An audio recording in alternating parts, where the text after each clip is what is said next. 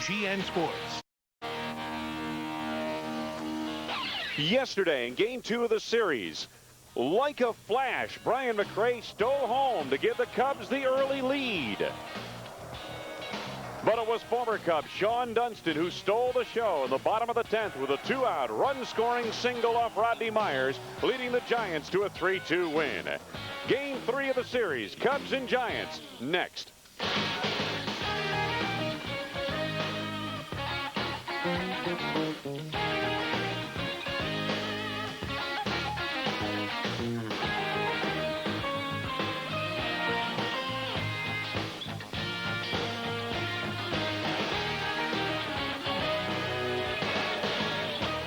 Chicago Cubs baseball on WGN. Brought to you by Bud Light. If you want great taste that won't fill you up and never lets you down, make it a Bud Light.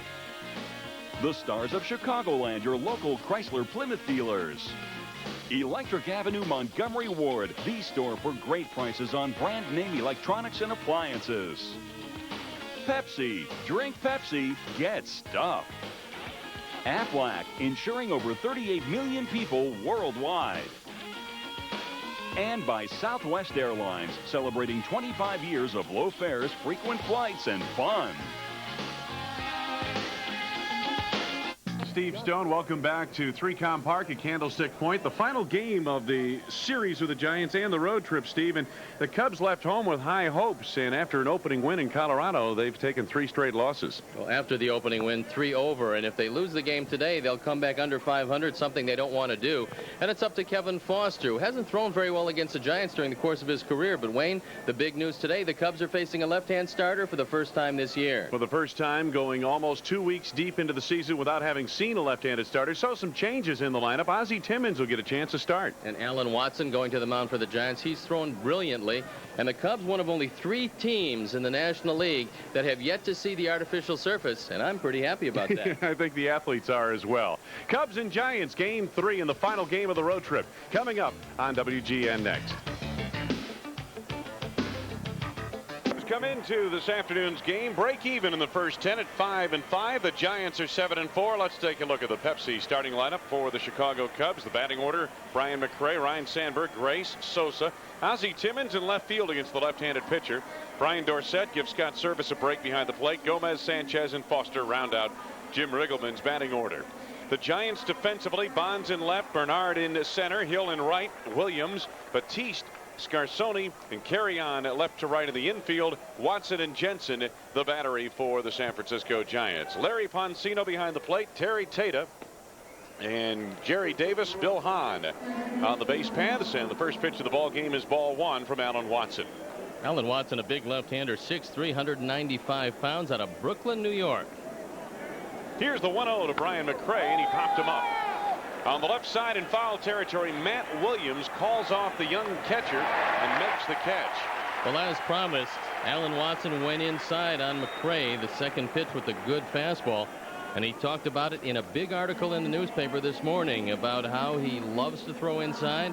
He'll try to knock the bat out of the hands of the right-handers.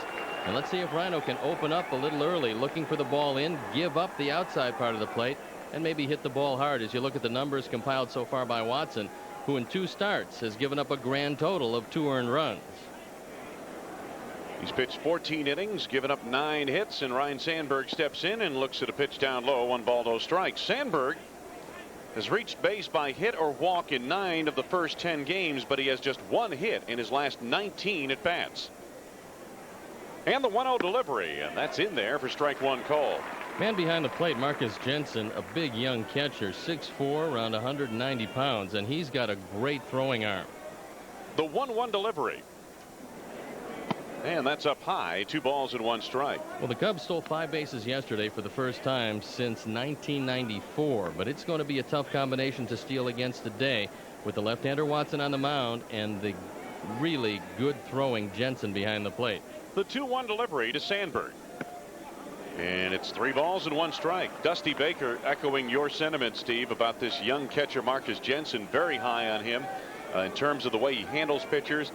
the way he blocks balls behind the plate and his throwing arm. Of course, the big key will be, can he hit Major League pitching? Sandberg laces this one left center field and deep, and it is gone.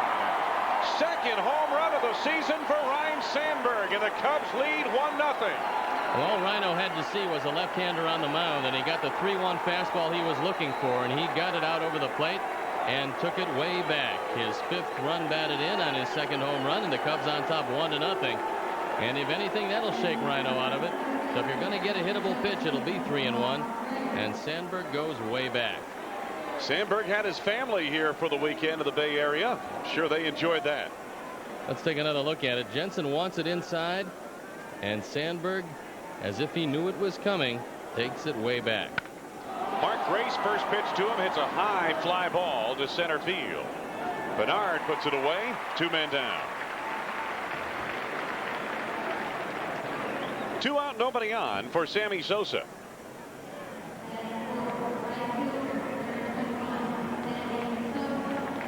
We'll take a look at the Sandberg swing on the 3-1 fastball, and this is the first left-handed starter the Cubs have seen all year, and they're probably very happy to see him on the mound today.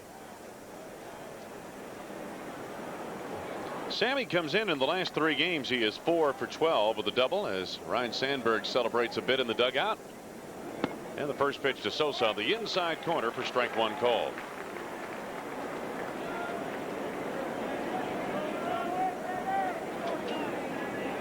Sammy has walked twice. He has struck out 11 times. He's 2 for 2 in the stolen base department.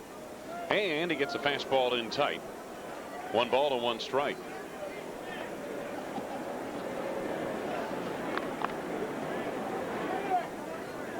Against left-handed starters, not bad. Last season, a little bit better than against right-handers. Pitch in the dirt. And it's 2 balls and 1 strike, the count on Sammy Sosa. Watson came over in a very good trade for the Giants. St. Louis got what they wanted, an everyday shortstop to fill in for Ozzie Smith. And the Giants got 3 pitchers, Rich DeLucia, Doug Creek, and Alan Watson. 2-1 pitch is fouled back to the count even at 2-2. Alan Watson was a good outfielder in college. Matter of fact, just about the time he realized he could hit a 94-mile-an-hour fastball, he learned that he could throw one as well, and that's what got the scouts excited. 2-2 pitch kind of jams Sammy, and he pops it up into shallow center field. Going back for it is the second baseman Scarsoni, puts it away, and the inning is over. But the Cubs break out on top on the solo home run by Ryne Sandberg. And at the end of the half inning, it's Chicago 1, San Francisco coming to the plate. On top on the home run by Ryne Sandberg in the top of the first. And here is Dusty Baker's batting order. Bernard, Batiste, Bonds, and Williams carry on Hill, Scarsoni, Jensen, and Watson. The Pepsi defense for the Chicago Cubs. Timmons in left, Mccray in center, Sosa in right, Gomez at third, Sanchez the shortstop, Sandberg at second, Grace at first, Dorsett behind the plate, and Kevin Foster on the mound with a record of 1-0 and a 9.35 earned run average. Marvin Bernard had 4 hits yesterday, all singles, 2 of them of the infield variety, and he looks at strike 1 from Kevin Foster. Last time out, Foster against Colorado, 3+ innings, 5 hits, 5 earned runs. Fouls it back, and he's down to the count. No balls and 2 strikes. There you look at what Kevin Foster's done this year. He is 1-0. He feels that he can throw the ball a little better than he's thrown it so far, and he's 1-2 lifetime against the Giants with a 4.56 ERA. And this is the 5th time that he's looked at them, including 1 time last year, a brilliant performance here in San Francisco. Pitch taken up high, and it's 1 ball and 2 strikes. And this is the man they'll have to keep off. Yesterday, Bernard, a thorn in the side of the Cubs with 4 hits, and he showed that he can run. The 1-2 pitch, and it's 2 balls and 2 strikes on the leadoff hitter.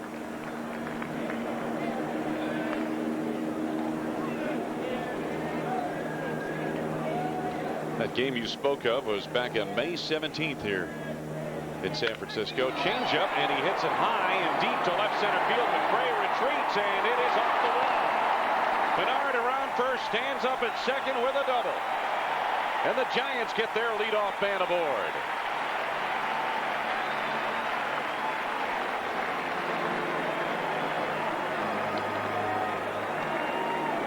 This is a changeup, and unfortunately, he gets it a little above the belt. And Marvin Bernard knows just what to do with it. He rifles it off the gap sign, in the gap. And Bryan Mccray gets it back in, but not before Bernard leads off at second base. So now you have to be aware of the bunt, because Batiste will either bunt it to third or try to hit it to the right side to move along Bernard.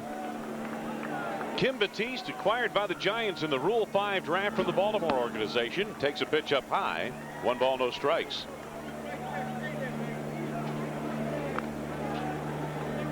Beautiful sunshiny day, warm here in the Bay Area today.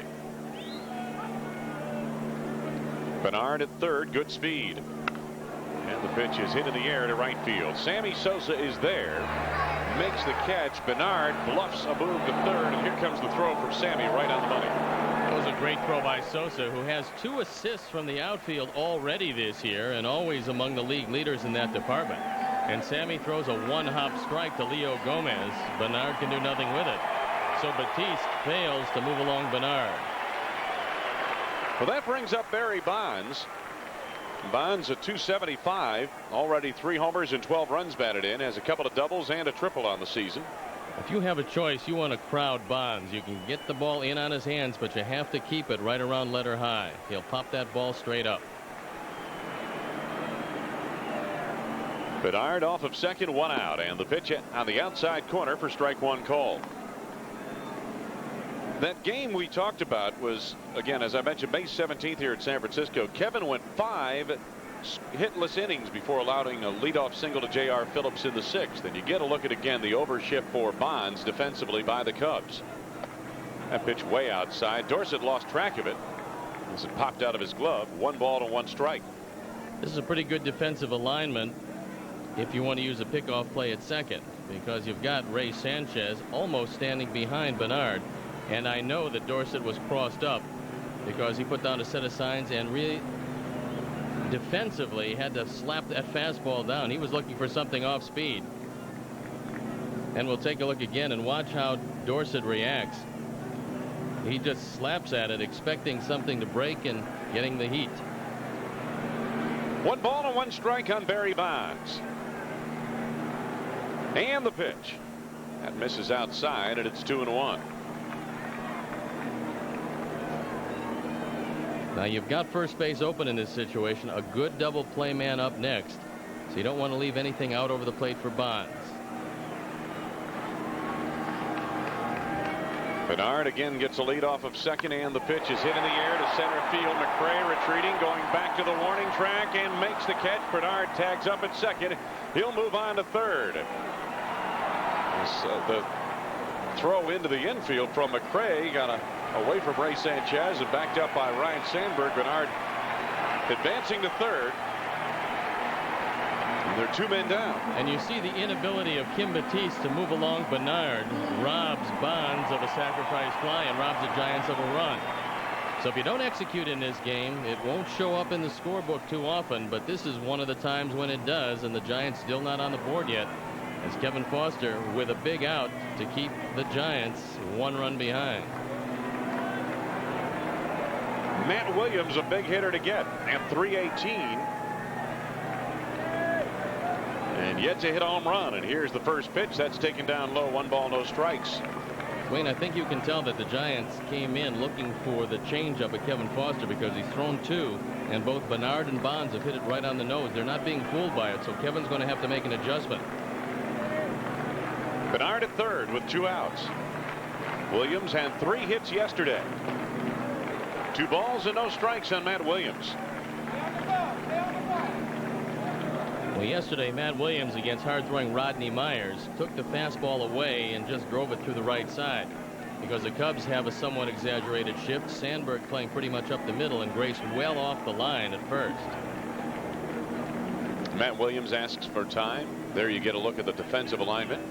The outfield, meanwhile, is pretty much straight away.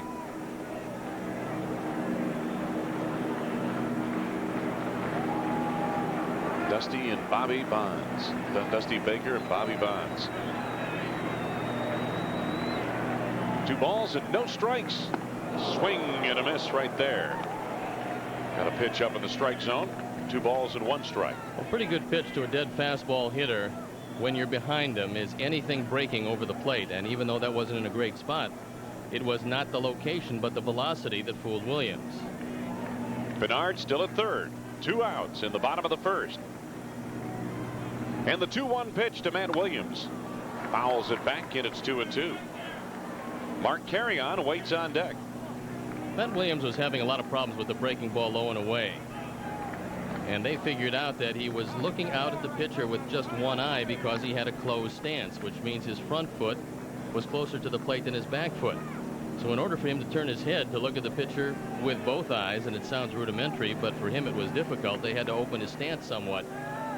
Then he went from the exaggerated open stance. Now he's just about parallel to the pitcher. 2 balls and 2 strikes, 2 out. Runner on third, and the pitch. Got it inside. Williams muscles it into shallow center field, and it falls in for a base hit. Bernard scores, and the Giants have tied the game at 1 apiece. Matt Williams with an RBI single, a little bloop single to center field.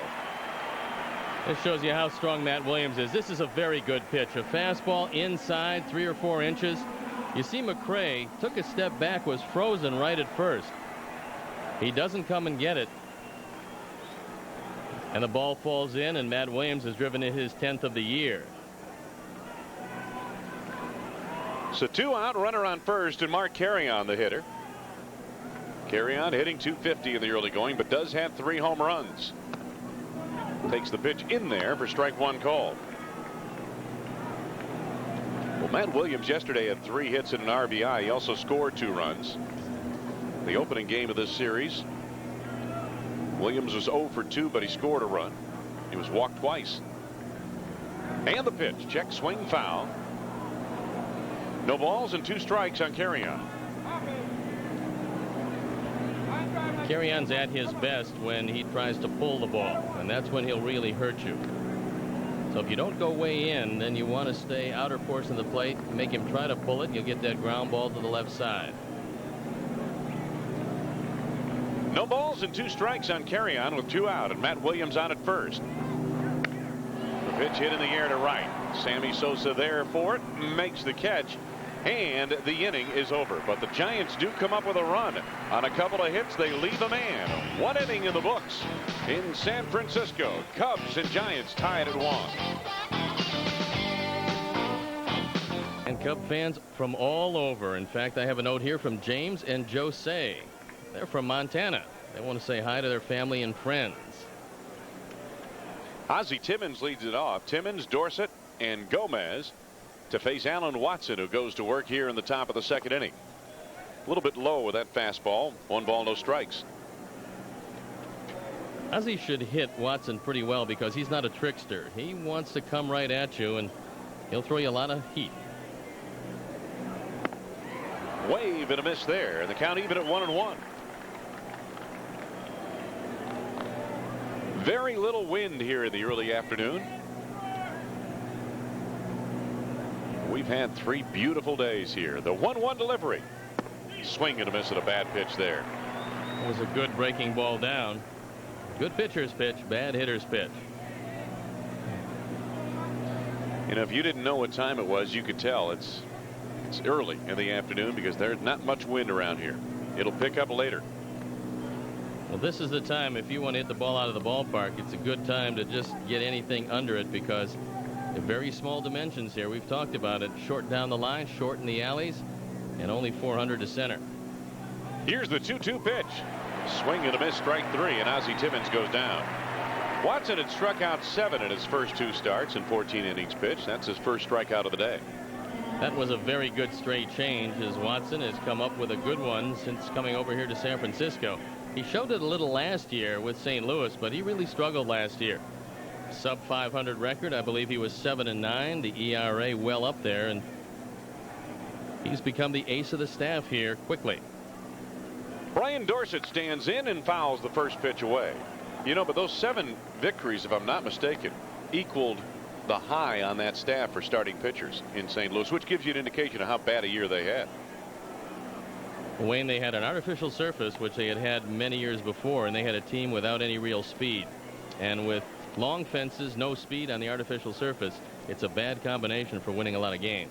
Here's the 0-1 pitch to Dorsett. That's in there for strike 2 called. No balls and 2 strikes on Bryan. Cubs manager Jim Riggleman trying to bleed a victory out of the final game of this series. Trying to salvage the final. The 0-2 delivery is outside. 1 ball and 2 strikes. Interesting division the Cubs have. The best team in the league so far, St. Louis 6-5, and the worst team in the league, Houston 5-6. So all 5 teams separated by just 1 game. That's a strike at the knees. Strike 3 called. That throws Dorsett. Cub fans, join the Cubs for opening night. That's tomorrow, Monday, April 15th at Wrigley Field, and get your tickets now for Sunglasses Day, Sunday, April 21st. First 10,000 adults attending the Cubs-Giants game receives a pair of Cubs sunglasses. For tickets, stop by the Wrigley Field box office, any Ticketmaster Ticket Center, or call 312-831-CUBS. 2 out, nobody on for Leo Gomez. Gomez looks at strike 1 called. Watson is starting to get the slider and the straight change over the plate. And throwing those fastballs in on the hands of the right-hand hitter, and here's another one. No balls and 2 strikes. He's been out ahead of the hitters in this inning. Gomez hit .413 in 20 spring training games to make the Cubs this year.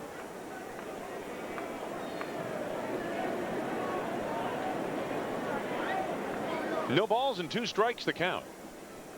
Top of the 2nd inning, 1-1 ball game. And here's the pitch. It's outside. It's 1-2. Talk about the division. The Cubs are trying to snap a 3-game losing streak. Meanwhile, the Giants in the West have a 4-game winning streak going. The 1-2 delivery. And that's down low to Gomez. 2 balls and 2 strikes. Dave Magadan hoping to get back into action as early as next week. Like to have that left-handed bat at third base.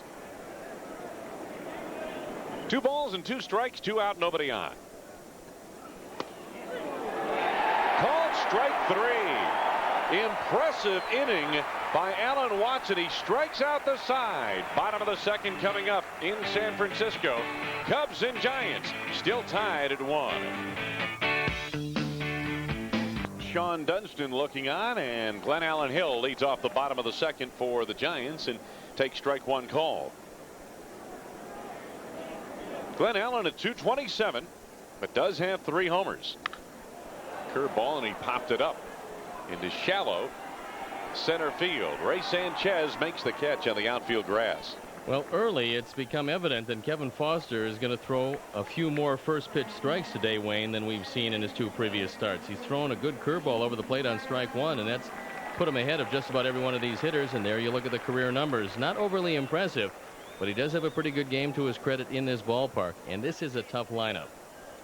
Steve Scarsoni at .233, couple of doubles. The pitch hit in the air to right field. Sammy Sosa trots in for it and makes the catch. Quickly, there are 2 men down. Just 3 pitches.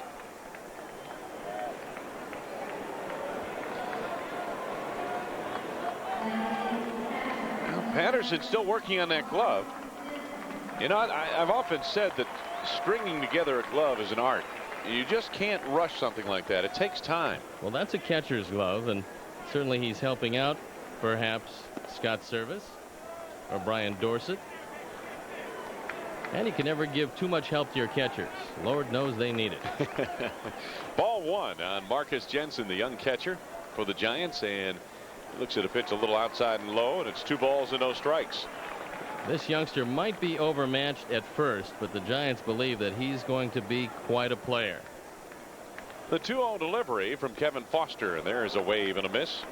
2-1. Now, he was the most improved player in the minor leagues from last year to this, and he filled out somewhat. He'll fill out a little more, and left-hand hitting catchers are like left-hand hitting pitchers. You don't find them too much.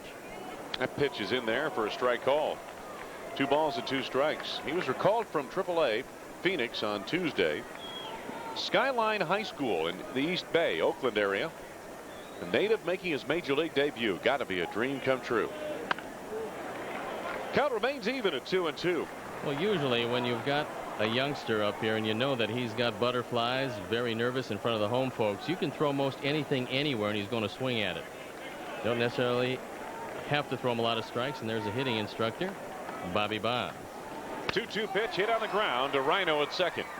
Gobbles it up and throws to Grace in time, and a 1-2-3 inning for Kevin Foster. Nothing across at the end of 2 in San Francisco. The score is tied at 1.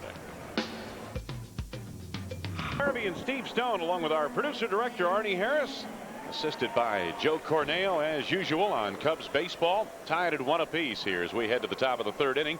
And Ray Sanchez leads it off for the Cubs. Sanchez, Foster, and McCray. You had a long look at Jim Riggleman, who managed almost a flawless ball game yesterday. He did just about everything right, Wayne. He ran when he should have. He used just about all the right pitching moves, and yet in the end his team lost. But that's the frustration of a manager. You can't throw it, you can't hit it. And Ray Sanchez swings and misses at that delivery from Alan Watson. Ray off to a 278 start. 8 for 24 in the last 7 games with 5 runs scored. And he gets into this pitch, hits it high to Barry Bonds in left. Bonds retreats just in front of the warning track and slaps it down. You can always tell when Ray is struggling with the bat because he hits too many fly balls. And when little men hit fly balls, more times than not, they're going to get nothing out of it. So if you don't have home run power, you got to hit down on the ball. Got to try to shoot it through the infield.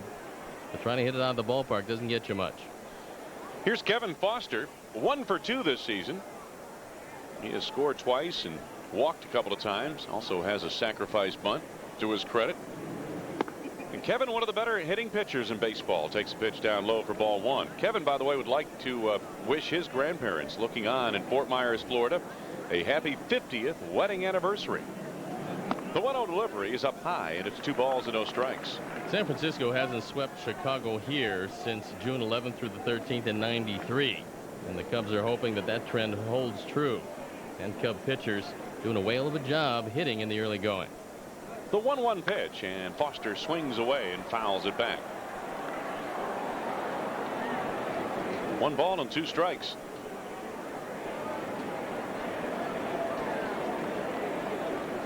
Alan Watson, 26 years old. Well, you look at him, and Van Landingham was 25. These kids come around for the Giants. They could have some good arms for years to come. Swing and a miss by Kevin there. Quickly, there are 2 men down.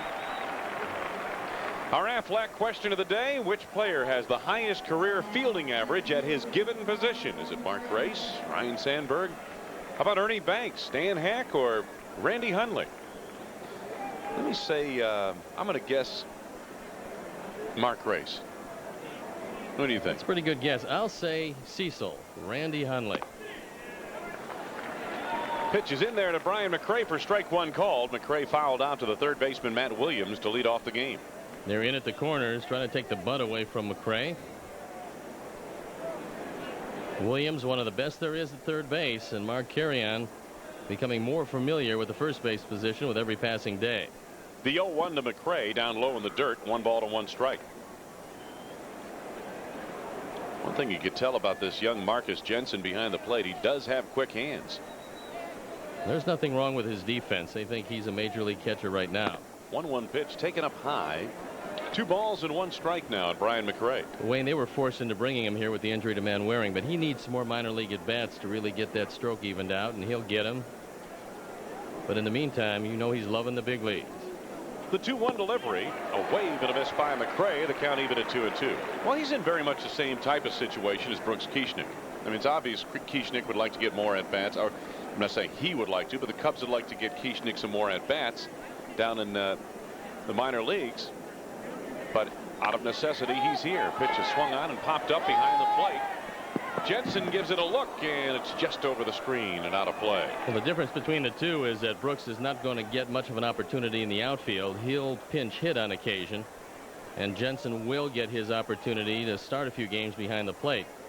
And it's anticipated. Steve Decker. It's anticipated, I guess, that once they bring back Magadan, that Brooks would head down to AAA. Well, they want to get him the at-bats, and it's essential for the development of any young player to get at-bats, and it doesn't matter where he gets them. 2-2 pitch to Mccray. Lines it down the right field line. If it's fair, it's trouble. It's foul. Remember the days when they had the little birdhouse here down each line, which housed the bullpen pitchers? Yeah. They've taken those out. They were. Used to be a little house over there that they would Yeah. sit in to try to stay out of the cold. And it was necessary because it was cold when this stadium was opened up. You know, cold even when it's closed, but. And people don't understand the weather here in October and November for the 49ers is a heck of a lot better than it is during the summer at night on this peninsula. Pitch is swung on and fouled back by McCray, having a quality at bat, battling Alan Watson at 2-2 in the count. Cubs have a base hit, a solo home run by Ryne Sandberg in the first inning. But that's been it from Alan Watson, and the game is tied at 1.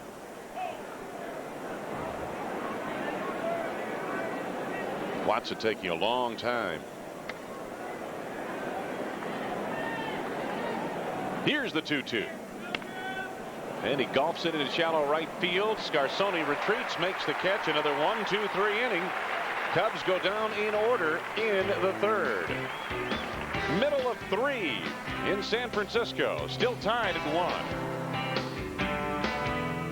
Giants pitcher leads it off in the bottom of the third against Kevin Foster. Pitch in the dirt. 1 ball, no strikes on Watson, who is 0 for 5 at the plate with a strikeout this season. But he's a pretty good hitter, and I'm sure that Kevin Foster knows that. That's one of the reasons why he started him off with a slow breaking ball. Watson was an outfielder in high school and college, and the pitch is popped up foul territory. Leo Gomez tracks it down, and 1 out here in the inning. That's the 6th ball hit into the air. There's only been 1 ground ball, and we'll show you a graphic later on that'll verify that Kevin Foster is one pitcher who will throw many more fly balls and pop-ups than he will ground balls. You're not going to turn too many double plays behind him. And that graphic will either confuse you or amuse you, one way or the other. We'll explain it when they put it up. Is that a watermelon or is that a hat? How about that? It's a hat. It's a seedy hat. No, a Sunday afternoon hat. The hat shots get better on Sunday, you know that? Let's see if we can get this guy out one time. Marvin Bernard doubled his first trip and hits a fly ball foul down the left field line. Gomez is way in on the grass at third base for this guy. If you're going to throw Bernard that changeup, Kevin's going to have to start bouncing it to get some of these hitters out in front of it, because right now they're waiting back and they're having some pretty good swings at it. Here's the pitch to Bernard, and he chops it foul. No balls and 2 strikes. Well, this is a good time for Kevin to throw something in the dirt, because Bernard very anxious. He's on a hot run, and so are the Giants. They've beaten the Cubs 6 games in a row, stretching back to last year. No balls and 2 strikes, and the pitch. Swing and a miss. He blew the fastball by him. So Kevin Foster guns down Marvin Bernard. Here's the answer to the Aflac question. Which player is the highest career fielding average at his given position? What do you think? How about that? I'm 2 out of 3 in this series. You've had a very good series.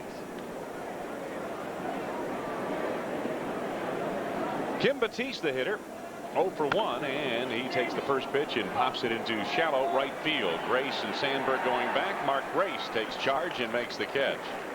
So another 1-2-3 inning for the Giants, and we have completed 3. Cubs and Giants tied at 1. Wayne Larrabee, Steve Stone and company. How about that? And another good hat shot. Arnold Harris, our producer director. He had this crew all over San Francisco Friday and Saturday getting great shots, and now he's got these young fans in the ballpark and these hat shots. Been a colorful weekend for the crew down in the truck. Ryne Sandberg leads it off for the Cubs, who will return home tomorrow night. Lots of seats available on a 9-game homestand. And the first pitch to Rhino, taken down low for ball 1. Sandberg hit a 3-1 pitch to the left field seats for a home run. His first trip to the plate. The 1-0 delivery, and it's 2 balls and no strikes. Take a look at Ryne Sandberg. 3 balls and 1 strike on him. This in the first inning with 1 out, and he gets it all. And The Cubs lead 1-0 at that point.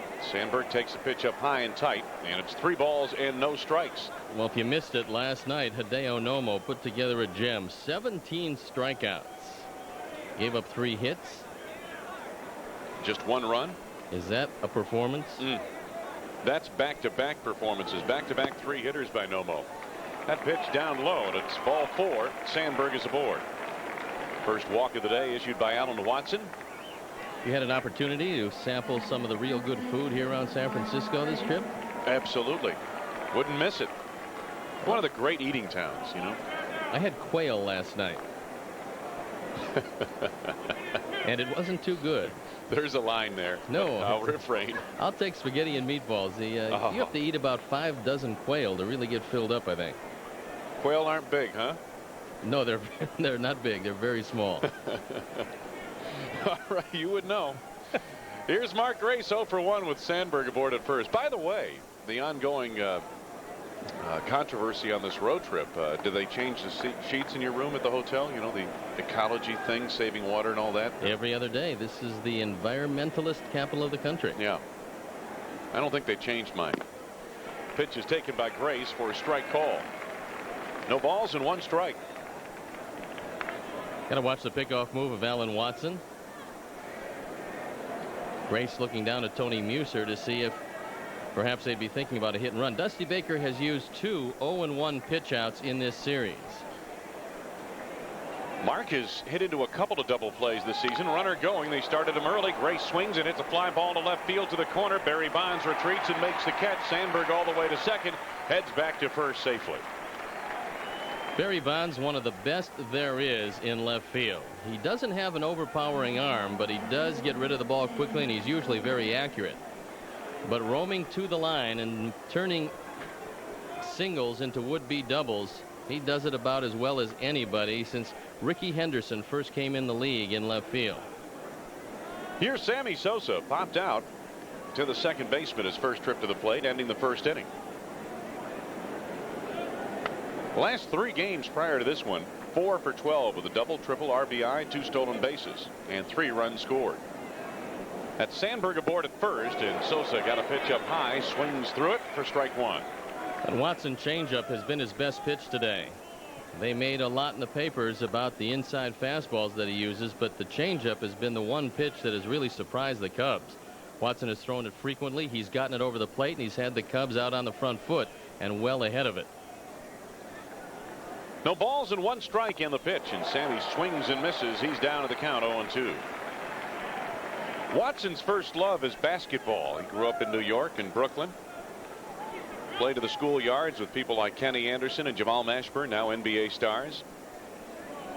Told the story you'd be waiting in line to play, and you 3-on-3 type game, and if you got into a game, you'd play, and if you won, you kept playing. If you lost, you had to go back in line and wait another hour or so. So he being a New Yorker, very impatient.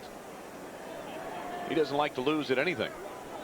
Well, I think he made the right choice, though, because if you have a fastball around 90, it can get just about everything you have over the plate.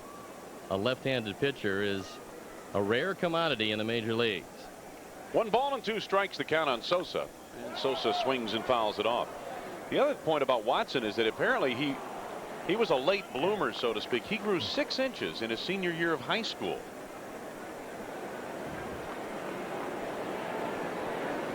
Well, until then, he didn't have much of a fastball, and that's why they didn't look at him as a pitcher. They looked at him as a hitter. As an outfielder. And then the fastball came to him as he got a lot bigger and a lot stronger. And when he went to college, he felt that it was time to go to the mound and do it full time. And he was a #1 draft choice of the Cardinals. He said he probably could have played basketball at a middle school, not a real good program, but he chose baseball instead. 1-2 pitch is outside, and Sammy, who was down to the count right away, 0-2, has it even at 2-2. 1 out. Ryne Sandberg on at first. We're at the top of the 4th of a 1-1 ball game. Getaway day in San Francisco. Getaway for the Cubs. The Giants continue their homestand. They opened with 9 straight on the road. A lead by Sandberg and Watson. He does look like he has a pretty good move over to first. That obviously was not his best move. And the Cubs right in the middle of a very long stretch of 20 straight games this being the 3rd, and no off days until the 2nd of May. So it will tax that bullpen. 2 balls and 2 strikes with 1 out. Hit on the ground to the shortstop. Batiste makes the play to Scarsoni for 1 on to first for a double play. 6, 4, 3. The inning is over. No runs, no hits, no errors, and nobody left. Middle of the 4th, and 3 come, and it's 1-1. Wayne Larrabee, Steve Stone, our producer director Artie Harris, back at 3Com Park, Candlestick Point. Barry Bonds leads it off. First pitch to him, he pops it up. On the left side, Leo Gomez shading his eyes, makes the catch, and that's a good out. Anytime you can retire Barry Bonds on 1 swing of the bat, that's a big out. And Kevin has stayed ahead of most of the hitters today by throwing strike 1. And here's the graphic, and we'll explain to you what this means. Now, Sid Fernandez throws a few more fly balls to ground ball than Kevin Foster. But Kevin Foster, if 27 outs were all hit, 18 would be fly balls, and 9 would be on the ground. So it's a 2-to-1 ground ball to fly ball ratio. Here's Matt Williams, singled his first trip, driving in the only run of the game for the Giants, and he tried to check his swing, went around. No balls and 1 strike. This is how he tied the ball game up. He got jammed, it looked like, inside, and he just muscled it into center field, and that scored Marvin Bernard from 3rd with 2 outs, and the Giants were on the board, tying the game at 1. The 0-1 delivery, and that paints the outside corner. It's no balls and 2 strikes. I kind of thought when Jamie Navarro bounced one off the forearm of Matt Williams the first game that just for health reasons he should take a couple of games off. But Matt, being the tough sort, has put together a pretty good series. Yeah, take a couple of games off. Here's the 0-2. Hit on the ground to Sandberg at second. Makes the throw to Grace, and quickly they're 2 down. Have you seen the inside of the Cubs clubhouse? When was the last time you got to run around the outfield at Wrigley? Here's your chance to get an exclusive tour of the friendly confines of Wrigley Field. Tours begin Saturday, April 27th. Will run through the summer. Space is limited. Call to reserve your tickets today. For tickets or more information, 312-831-CUBS. Mark Carrion, the hitter, flied out to end the first. 1 ball, no strikes from Kevin Foster.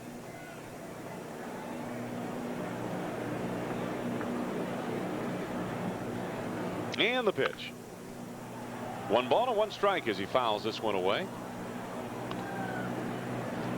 Couple of finals in the American League. The big club, the New York Yankees in the Bronx, bombed Texas 12-3. Detroit beat California 5-4. And it was Seattle winning again, 9-4 over Toronto. Pitch taken down low, 2 balls and 1 strike. Meanwhile, in the National League, 15 innings, is that what it says? 5-2 Pittsburgh over Montreal. And here's the 2-1 delivery. Carrion hits a fly ball into center field.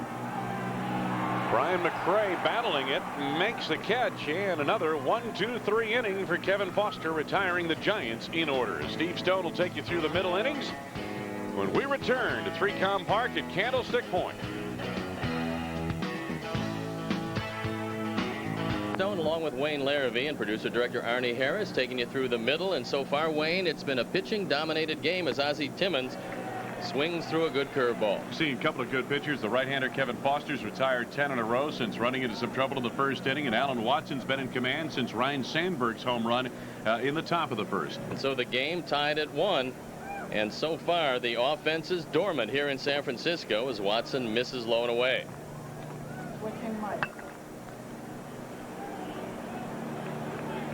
Ozzie, a strikeout victim in the 2nd inning as he looks out at the tall left-hander. Lines this ball into left field, base hit. 2nd hit for the Cubs. And Ozzie Timmons, his first hit of the year as he takes the big turn and goes back to the bag. Let's pause for station identification. This is America's #1 sports station, WGN-TV, Chicago. That'll leave it up to Brian Dorsett. Alan Watson has fanned 4. He's walked 1. He's given up a couple of hits. and a promising start to the 5th inning for the Cubs, trying to salvage the 3rd and final game of the series. That one gets away from Jensen, but Timmons has to hold at first. It was good to see Ozzie Timmons get his first hit. You know, it's tough when you're a young player, Steve, as you know, when you're only getting an at-bat here or there to really get any kind of rhythm whatsoever. And so Ozzie Timmons, who struck out swinging in the 2nd inning, comes up with a single here in the 5th, and that's, I'm sure, a load off his mind. Dorsett 0 for 3 lifetime against Watson, as you saw in that graphic. Trying to reverse that trend with Leo Gomez in the on-deck circle. Watson struck out the side in the 2nd inning.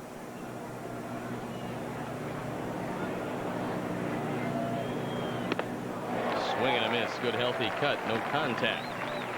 Hank Greenwald, the fine broadcaster of San Francisco Giants. Wayne, you'll really appreciate this because he was a basketball announcer with the Warriors for about 10 years. And then he did baseball in Hawaii, where he recreated games. The game started at 6 o'clock regardless of where they were played.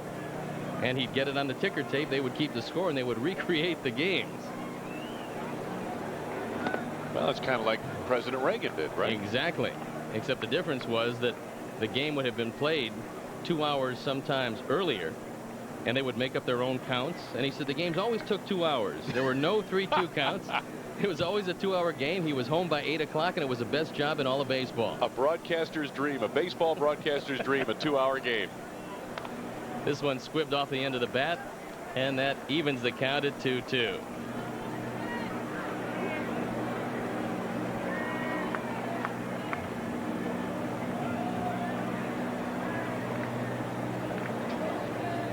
Cincinnati holds on to a 5-1 lead. Houston and Cincinnati, a scheduled doubleheader today after the rain out yesterday in Cincinnati.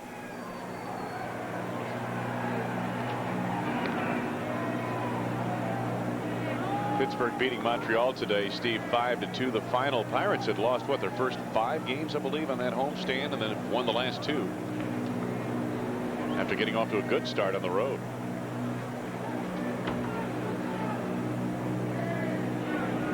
Line drive left field, foul.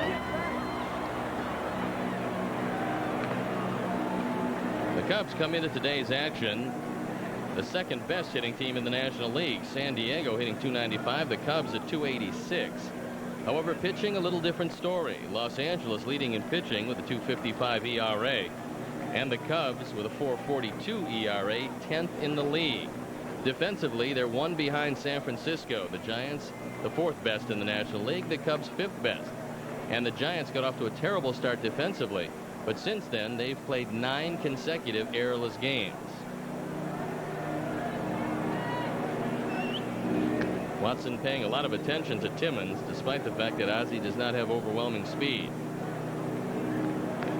Talk about getting off to good starts. How about those Padres beat the Braves again last night, 6-2. Hamilton now 3-0 with the win. Glavine 1-2 suffered the loss. We've got to love Joey Hamilton. He's still a young man, and he's got such a lively fastball, a good sinker, has a pretty good idea, kind of a bulldog mentality, and he's in line for a pretty big year. And that entire San Diego pitching staff, 2nd in the league behind Los Angeles, so they've been one of the stories this year.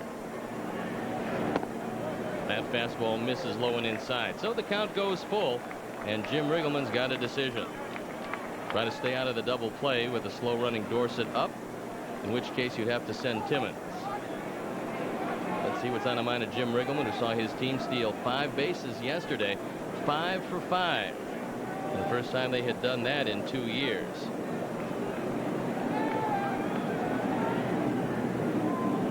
No movement, ball 4. And Watson wanted it. Larry Poncino said it was inside. Watson went to his knees, but it puts runners at 1st and 2nd, nobody out. 2nd walk for Watson, and this one just gets a little bit too inside. And watch the pitcher. Trying to use a little body English. Sometimes a catcher will frame a pitch like that and get away with it, but not that time. Leo Gomez, a strikeout victim, has an opportunity to break this 1-1 tie. Both teams tied with 2 hits. It's been an errorless game as John B. Dusty Baker looks out at his surprising Giants, who are off to a very good start. That one well foul. Changeup, and Leo well out ahead of it. Lost his bat too. Tony Muser had to retrieve it.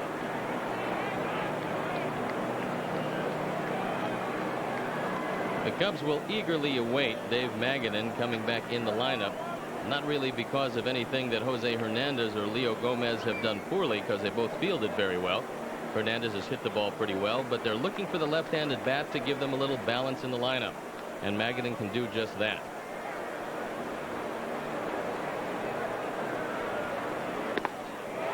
Good fastball, shaves off the outside corner, and quickly Gomez in a hole 0-2. And that fastball got up there in a hurry, Stoney. We've heard that Watson can throw in the mid-90s, maybe low on a regular basis, but get it up there about 94 miles an hour. But that one had a lot of torque to it, no doubt.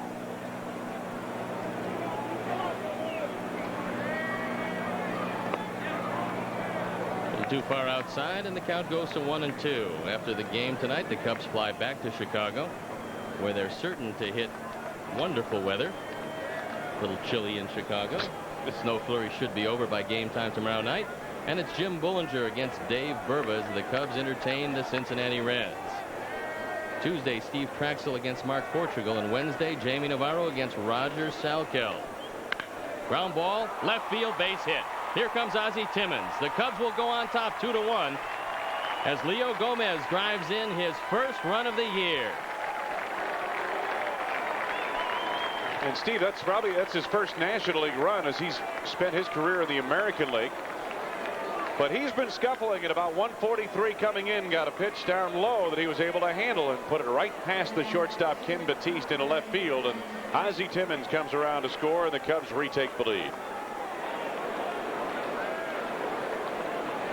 That'll leave it up to Ray Sanchez, and we'll take another look at Leo Gomez going down and getting this off-speed pitch and driving it through the left side. Pretty good at bat for Gomez as he kept the hands back, stayed right with it. Sanchez looks to the slider, down for a strike.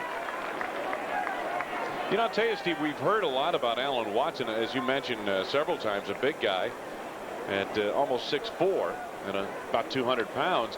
We've heard about his power, but what we've seen more of today is finesse, the breaking pitch and the changeup, as you mentioned. Line drive, base hit left field. I think Dorsett's going to have to stay right there as Bonds gets it back in quickly, and so the base is loaded, nobody out. As the second time through the order has been the charm for the Cubs. They've pecked away at Watson. It looked like he got a breaking pitch there, just lined it into left field. And Ray Sanchez, who's been struggling of late, delivers a base hit and hit it well. Hit it so well that there's no chance that Dorsett could come around to score. Kevin Foster was a strikeout victim in the third inning. Will have an opportunity to help himself, and for the first time today we'll see a little movement in the bullpen for the Giants.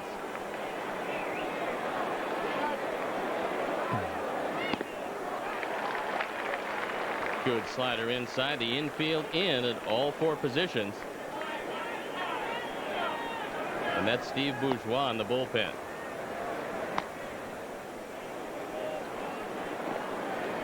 Kevin Foster, good hitting pitcher, as we pointed out earlier. Struck out his first trip today. But he can handle the bat. Fly ball right field, and Glenn Allen Hill giving chase, but this one unplayable. Makes a few friends by tossing that one into the crowd. You know, on a pop fly down the line in foul territory like that, Steve, with the bases loaded as they are now and nobody out, I mean, it's almost better to let it go, isn't it? Because then no one can advance. If you catch that, Dorsett could tag at third and come home. It depends on the situation. Dorsett doesn't run very well, and I prefer taking the out as opposed to letting him swing again. Especially if you've got a good hitter up there, and in this case Foster is a good hitter, but he was fooled the first time up, fooled that time on the changeup, and so the count goes to 0-2.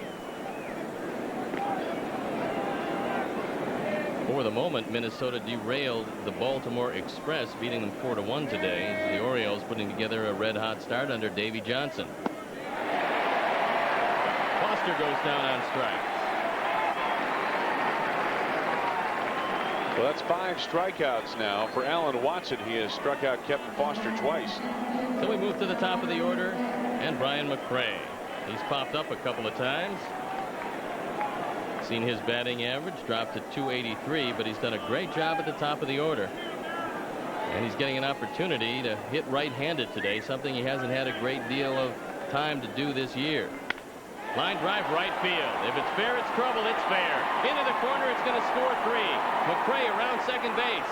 Here comes Sanchez. No play at the plate. The Cubs put 3 more on the board, and they lead 5-1. Boy, that's a huge hit for the Cubs in this series, Steve, because if you look at this series in actually the last 3 games for the Cubs, they've left so many people on base, and here's an opportunity. Runs have been hard to come by, but Bryan Mccray plates 3 going down the line in right field, and Glenn Allen Hill has a pretty good arm, but he isn't going to get anybody who's coming home. That ball knocks around a little bit, and 3 runs score as Dorsett, Gomez, and Sanchez all come across the plate, and now the Cubs have broken things open here with 4 runs in the 5th. They're appealing at third base, and Bill Hahn says no indeed. Ray Sanchez did tag the bag. And Dusty Baker cannot like what he's seen today, but Jim Riggleman is very happy, and Bryan Mccray has now driven in 7 for this very young season. Cubs had left 31 men on base so far in this road trip, so that's a very big hit for Bryan Mccray. Mccray trying to steal third. Here's the throw. He's in there. He comes off the bag, but fortunately Matt Williams didn't stay with him. And we've seen Sandberg do that a couple of times this year, where you keep the tag on the runner. Mccray went in so hard and so quickly that he came off the bag, but Williams was facing the plate and didn't see it. How about Jensen's throw? How quick did he get that down there? It looked like it wouldn't be any kind of a play at all. Watch the jump now that Bryan gets. It's a walking start, and now Jensen comes up with it, bobbled for a moment, makes this throw, and made it a somewhat close play. And Williams just lost track of Mccray. Otherwise, he would have kept that tag on him. We've talked many times about the walking lead. You can't allow a runner to do that. So the infield in, and Sandberg looks at one down the middle. That evens the count at 1-1. I don't think with Sandberg up that Bryan Mccray, who threw the surprise party yesterday against William Van Landingham, is going to try it against the veteran Alan Watson. The infield is in. This one fouled straight back. You know, it's funny, Bryan was saying after the game yesterday that the thing about stealing home, he thought he'd get a good jump. What he was most worried about was Sammy swinging at the pitch, because here comes Bryan down the line. And of course, you could have had a real problem there, but Bryan Mccray actually beat that throw, the pitch to the plate, when he stole home yesterday in the 1st. One of the rare times you'll see a straight steal of the plate. Now, Rod Carew used to do it many times during his career, but very few guys have the courage to do it, because you have to contend with the pitch and the hitter. Yes, and the hitter especially. That fastball misses up and in. Bullpen continues to work for the Giants.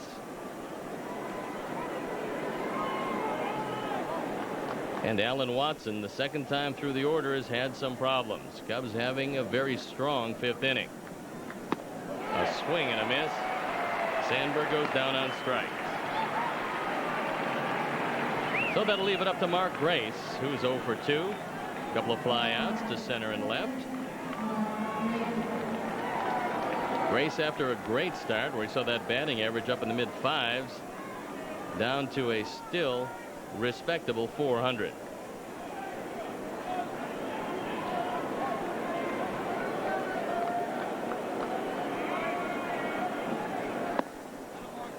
That slider misses down low as Mccray,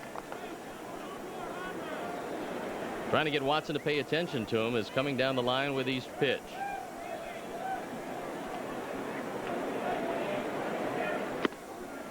Good slider for a strike. That evens the count at 1-1. Mark was 0 for 4 yesterday. Matter of fact, 0 for his last 8 at the plate since 2 hits at his first 3 trips in the series. One fouled off. And the count goes to 1-2. The Giants playing Mark as an opposite field hitter. The gap is in right center with Glenn Allen Hill well off the line in right. And as we pan across, you take a look at the defense and you see that huge hole in right center if Grace can get out ahead of one. Cubs lead 5-1. They've out-hit the Giants 5-2.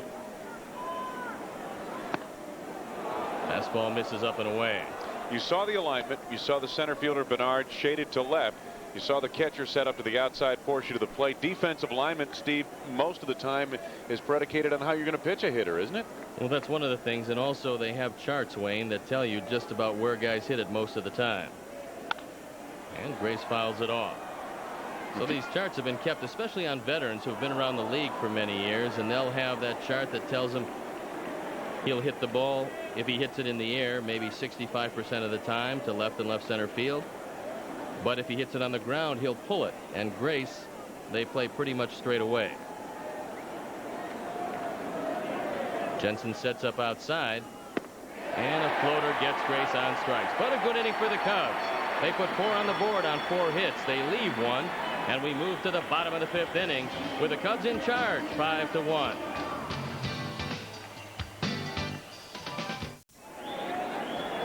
We head into the bottom of the 5th inning, and Kevin Foster working on 10 men retired in a row. A leadoff double by Marvin Bernard turned into a run when Matt Williams singled in the 1st inning, and since then Kevin Foster has been perfect.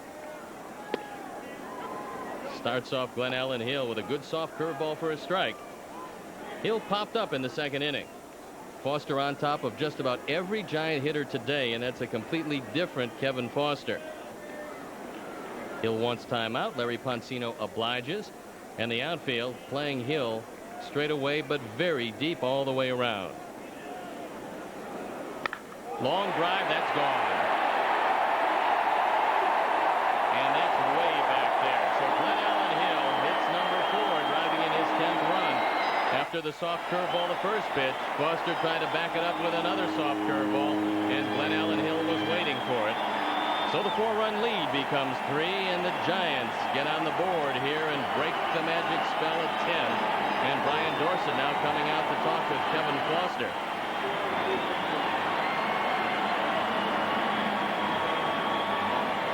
Not much doubt about this one. You see the 2nd soft curveball in a row, and Glenn Allen Hill, an enormously strong man, takes it back over the crowd in the bleachers into the red seats. So Kevin Foster, who gave up a major league high in home runs last year, gives up another home run here this season, his 4th. Brings up Steve Scarsone. Flat out to right field in the 2nd inning. Scarsone hitting .226. Getting a lot of play as Robbie Thompson is on the disabled list. And Foster's fallen behind 2-0. You know, you've said it many times, and you're exactly right.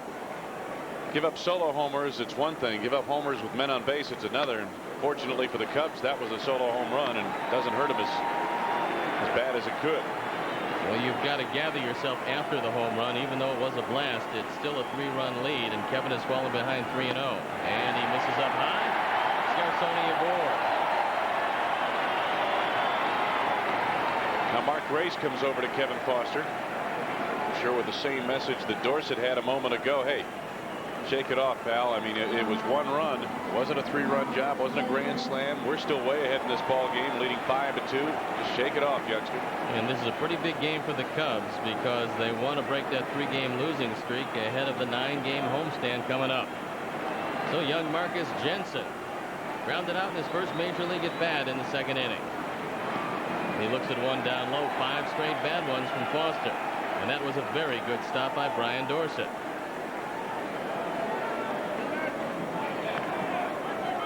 I think Larry Poncino. That's going to be ball 2 as Kevin Foster went to his mouth on the mound. We saw it yesterday. Yep. And now Jim Riggleman coming out. I like this move because you want to see Kevin Foster regain his composure. He's already walked Scarsone on 4 pitches after giving up the home run on the 1-1 pitch to Glenn Allen Hill, and now the umpire has him down 2-0 on the count. And Jim Riggleman out to the mound also to talk with Kevin. We saw the other day Jamie Navarro cruising along, and in the 4th inning just seemed to lose his rhythm, Steve, and unexplained. I mean, sometimes it just happens, and that's where the Giants got the runs to win. And watch this pitch in the dirt here. You see it right there, Kevin, going to his mouth after the pitch.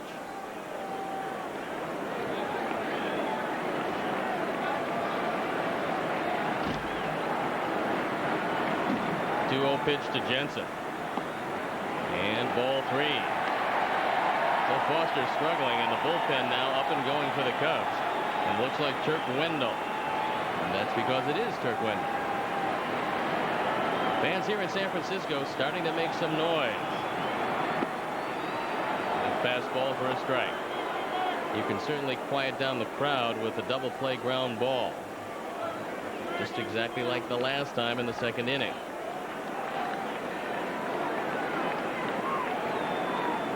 Jim Riggleman nodding his head. That might mean the throw to first. Popped up. Left side. Leo Gomez calling for it. He's got a play. And he puts it away. We've talked about it this weekend. The foul territory around home plate and on the first and third base sides. This is one of the biggest areas you'll see in a major league ballpark today. And that time it helped the Cubs. And it really helps a pitcher like Kevin Foster that throws a lot of pop-ups, many more than most pitchers. So it brings up Alan Watson, a pop-up victim in the third inning. Watson, a very good hitting pitcher. And Dusty Baker not wanting to go to the bullpen, leaving Watson in, a testament to his hitting ability because he's down by 3. Grace playing behind Scarsone as he's very little threat to run. And with the left-hand hitter up, they wanted Grace to get a little better angle. So you see him there now. Now he's holding him on.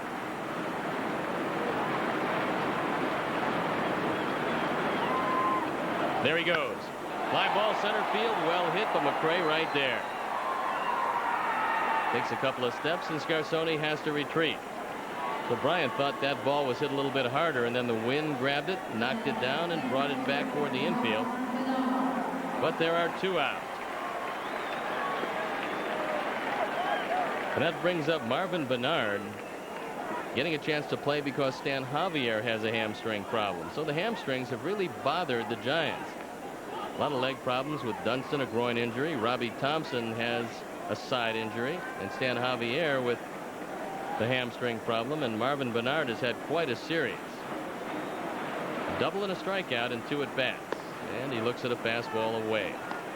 He's 6 for 10 in the series so far, Steve. They just have not been able to get this guy out. Kevin threw a high fastball by him in the third inning. And after 4 hits yesterday, this little guy's been a thorn in the side of the Cubs. Looks at that high fastball, and Kevin falls behind 2-0. And looks a little frustrated too, Steve, especially with those last 2 pitches. Dorsett has a word for him as Kevin shakes his head. And now if you're a hitter, you've got to figure a fastball's coming.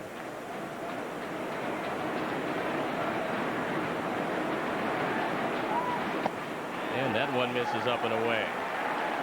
So the count goes to 3-0. I'm wondering, and obviously you would know this better than anyone in this group. Is it release point sometimes that a pitcher just loses it? Something like this? Well, sometimes you have a tendency to drop the shoulder just a touch and you get under the ball instead of staying on top, and the ball will ride high on you, and that's what's happened to Foster. That one misses up high, and Kevin wanted that one, but Larry Poncino said no. So Bernard's aboard via the base on balls. That puts runners at first and second, but they're 2 outs. And Kim Batiste, 0 for 2 today, steps in. Second walk by Foster in the inning, his second free pass of the game. Kevin has fanned 1. Walked the pair that Wayne was talking about, and Turk Wendell continues to throw as Jim Riggleman knows just how important this game is.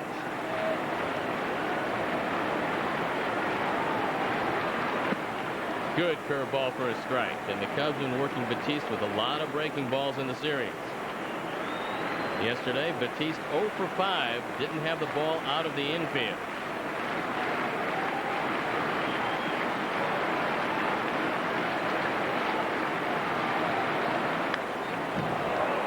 That one fouled straight back, and Scarsone was going. Batiste now 0 for 7 in the series.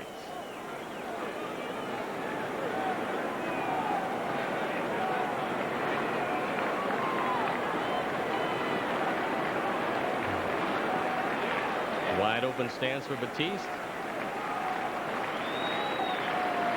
Former Philadelphia Philly. He spent 4 years there. Good fastball, strike 3, and Foster's out of the inning. So the Giants get a run on a hit. They leave 2. And after 5 full, Cubs on top 5-2.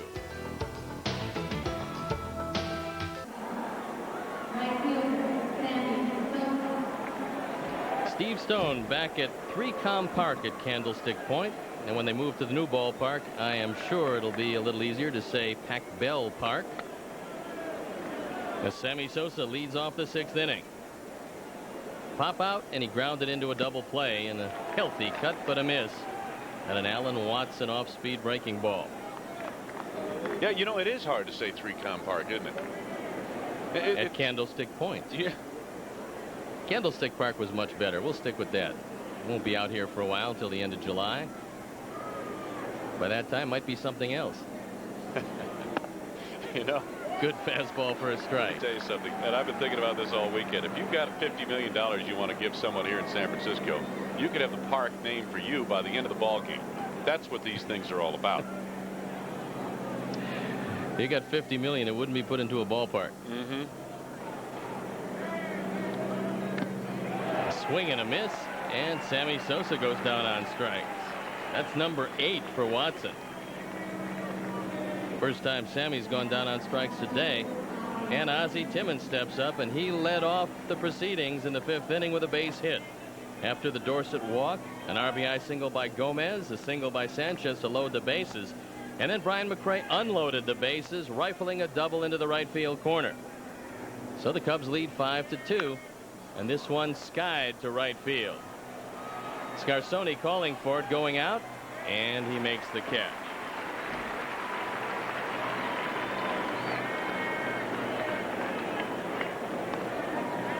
So obviously Alan Watson seemingly has settled down since that 5th inning. The Cubs peppered him for 4 hits. Brian Dorsett getting an opportunity today. Scott Service getting the day off so far. And there's a look at Alan Watson out of Brooklyn, New York. Dorsett 0 for 1 with the walk. He scored a run last inning. And there's Scott Service. And back is Sammy Sosa, Todd Haney. Not much to do when you're sitting observing. This one popped up right side. Mark Carrion drifting over. Now he calls for it, and he puts it away. So a 1-2-3 inning for Alan Watson. And we move to the bottom of the 6th. The Cubs lead by 3.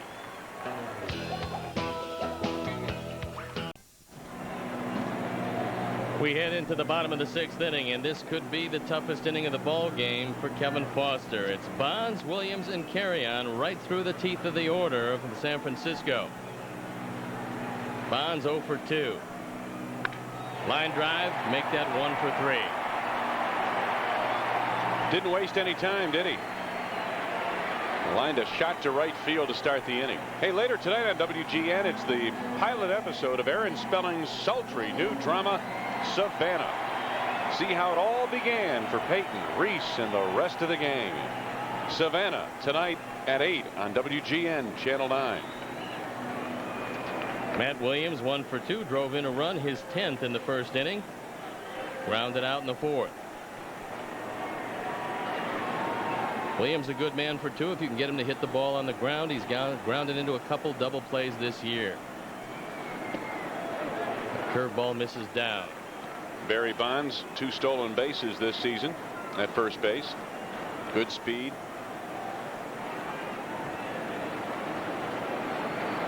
Bonds a member of the 30-30 club last year. 31 stolen bases, 33 home runs.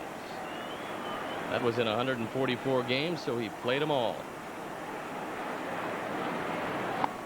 Swing and a miss. Good fastball upstairs. And the one thing you've always been able to say about Bonds is he's been durable. Yep. He does that almost every year, plays them all. And in this day and age, Steve, I mean, He's making superstar dollars, no question about that. But at least he's out there every day trying to earn them. Saw the graphic. Matt Williams with a very good series, 4 for 9. Mccarty in the on-deck circle as Foster misses inside. Count goes to 2-1. Wendell Kim, the third base coach, the very animated third base coach of the Giants. Jim Davenport, the coach at first. Former Major League third baseman, used to hook up and talk about third base play with the old third baseman Ron Santo. Both very good in the field. Both could hit. Runner going. Throw to second. It's up. Bonds is in. Third stolen base of the season for Barry Bonds.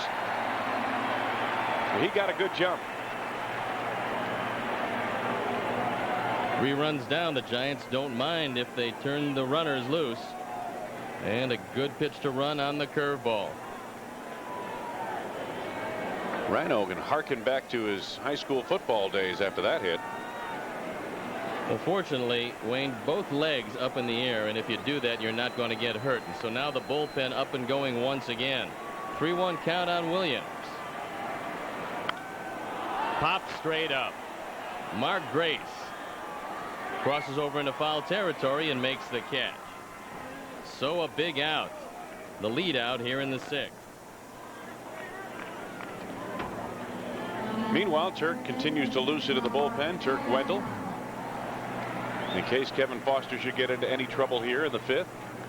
He's got Bonds at second already, or in the 6th inning, I should say. Foster gave up a couple of hits in the first inning, and since then he's only given up 2 hits. The home run to Hill and the leadoff single to Bonds, who leads away at second. Carry on 0 for 2. And John Smoltz of the Atlanta Braves, a perfect game through 5 innings. Atlanta leading San Diego 3-0 in that contest. And St. Louis has taken the lead 6-5 over Philadelphia. That game in the 9th inning at St. Louis.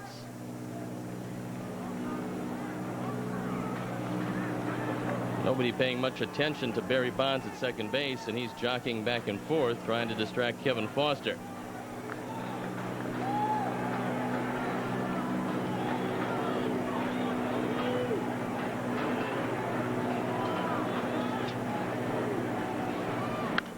Line drive right center. Sammy Sosa on the run, and he gets there. So they're 2 outs. And Kevin Foster breathes a sigh of relief. Sammy with a good jump put it away easily. And again, good scouting here. Sammy got a good jump on it, but he was shaded just a bit towards center, and that ball hit toward the gap. Sammy made a routine play. Glenn Allen Hill hit the home run in the 5th inning. 1 for 2 today. He's hit 4 home runs. He leads the Giants in that department. That fastball misses away. Glenn Allen has driven in 12 runs. That ties him with Barry Bonds for the RBI lead, 2 ahead of Matt Williams.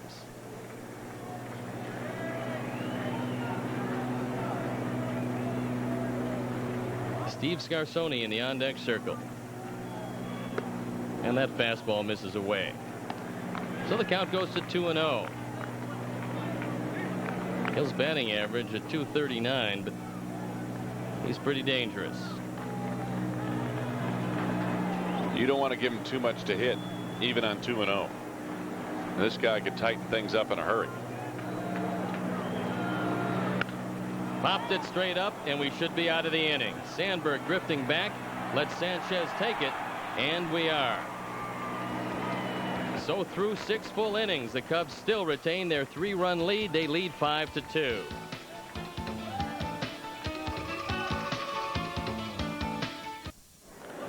Wayne Larrabee, Steve Stone, along with our producer-director Arnie Harris, back at 3Com Park in San Francisco. Cubs have a 5-2 lead as they try to salvage the final game of this road trip. And a big game for the Cubs. If they win, they come back over 500 and start that big homestand.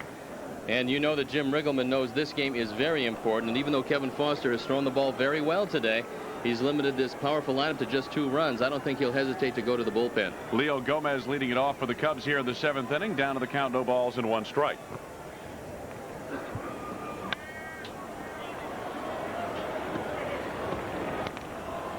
And the winds are starting to kick up now in San Francisco as we get a little closer to 3 o'clock. It was very still at game time.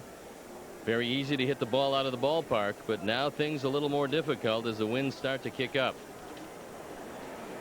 The 0-2 delivery, and Gomez grounds it up the middle for a base hit into center field to start the inning for the Cubs here in the 7th.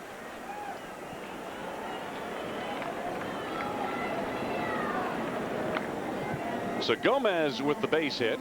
It is the 6th hit of the afternoon for the Cubs off Alan Watson. 4 of those hits came in the 5th inning. Leo Gomez had some pretty good offensive years with the Baltimore Orioles, and Andy McPhail and Ed Lynch, knowing the problem at third base, took him to spring training. He made the ball club, and he's going. Gomez going, swing and a miss. Jensen's throw, they got him. Well, if we had any doubts at all about the scouting report on Marcus Jensen, it was put to rest with his 2 throws today, Wayne, because they have both been right on the button. And that one was a dandy. As we take another look at it, Leo Gomez is hung out to dry as Sanchez makes no contact, and this throw is perfect. Well, we saw him make a throw to third base. It made a stolen base by Bryan Mccray, a lot closer than it should have been. 1 ball and 1 strike now, the count on Ray Sanchez. But Marcus Jensen showing you why Dusty Baker considers him one of the top catching prospects, not just for the Giants, but in baseball. Ray way out in front of that pitch, and it's 1-2. Well, he's going to have to go some to get the accuracy and the arm strength of Charles Johnson of the Florida Marlins. But that would make for good company, Johnson and Jensen. Say that 3 or 4 times fast. 1 ball and 2 strikes.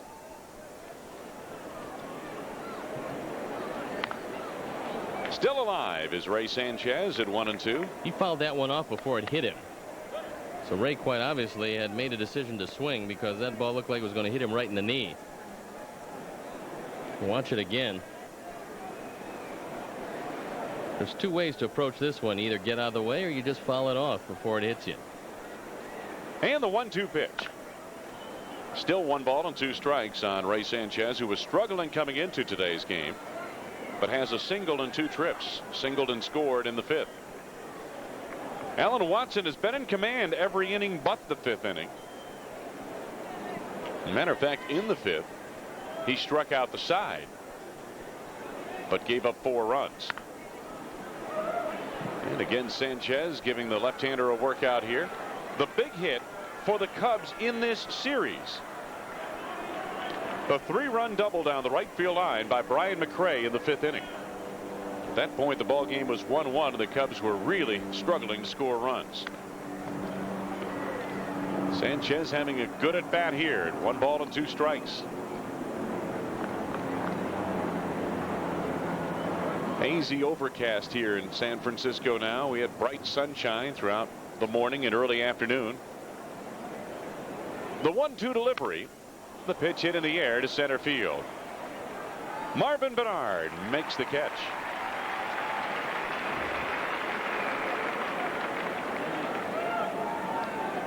Kevin Foster is going to hit for himself.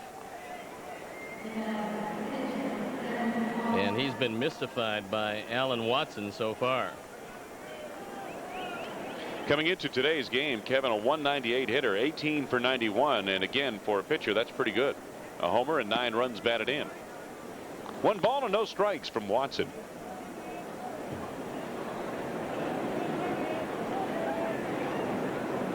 And here's the 1-0 pitch. 1 ball and 1 strike. Cubs trying to head home with a 6-5 record, keeping their head above water, so to speak. On the ground, Matt Williams knocks it down, picks it up, has time, makes the throw to carry on, just in time to get Kevin Foster. And a 1-2-3 inning, the lower third, and the order goes relatively quietly. No runs on a base hit, no errors, and nobody left. Middle of the 7th, they are stretching here at the stick, with the Cubs leading 5-2.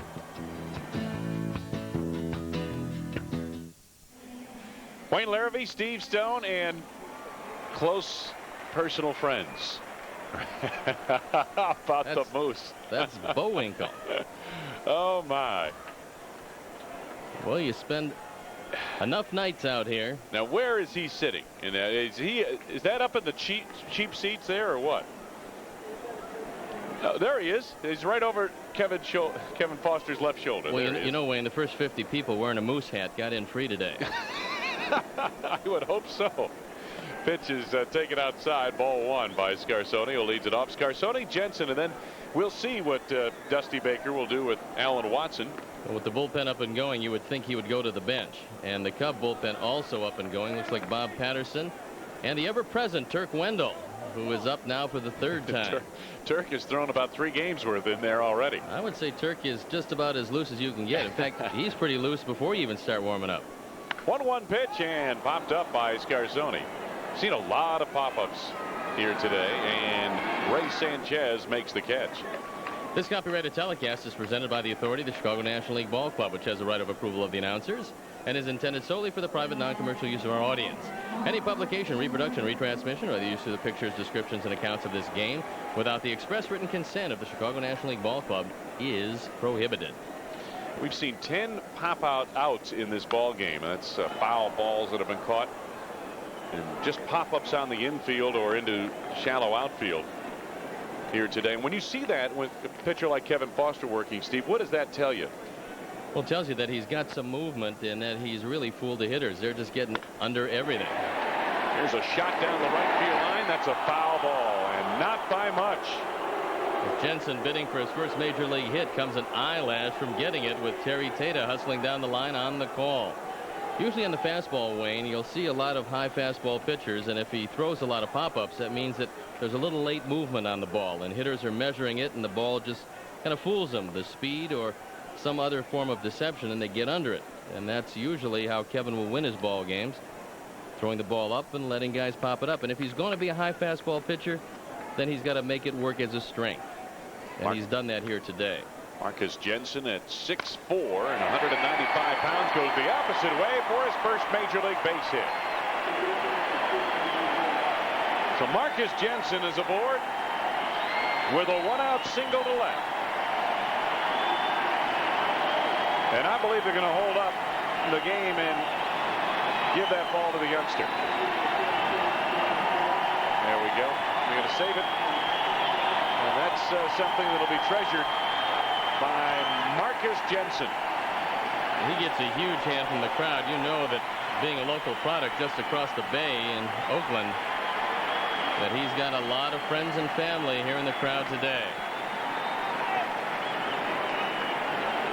J.R. Phillips coming on a pinch hit, and this young man has some prodigious minor league stats, but he's never been able to translate it into major league performance. And I don't think Kevin Foster is going to have a chance to take a look at him. It's going to be Bob Patterson coming in. So we've got a break in the action. J.R. Phillips heads back to the on-deck circle. Jim Riggleman out to the mound to make a pitching change. Cubs are leading here in the 7th, 5-2, and back after these messages.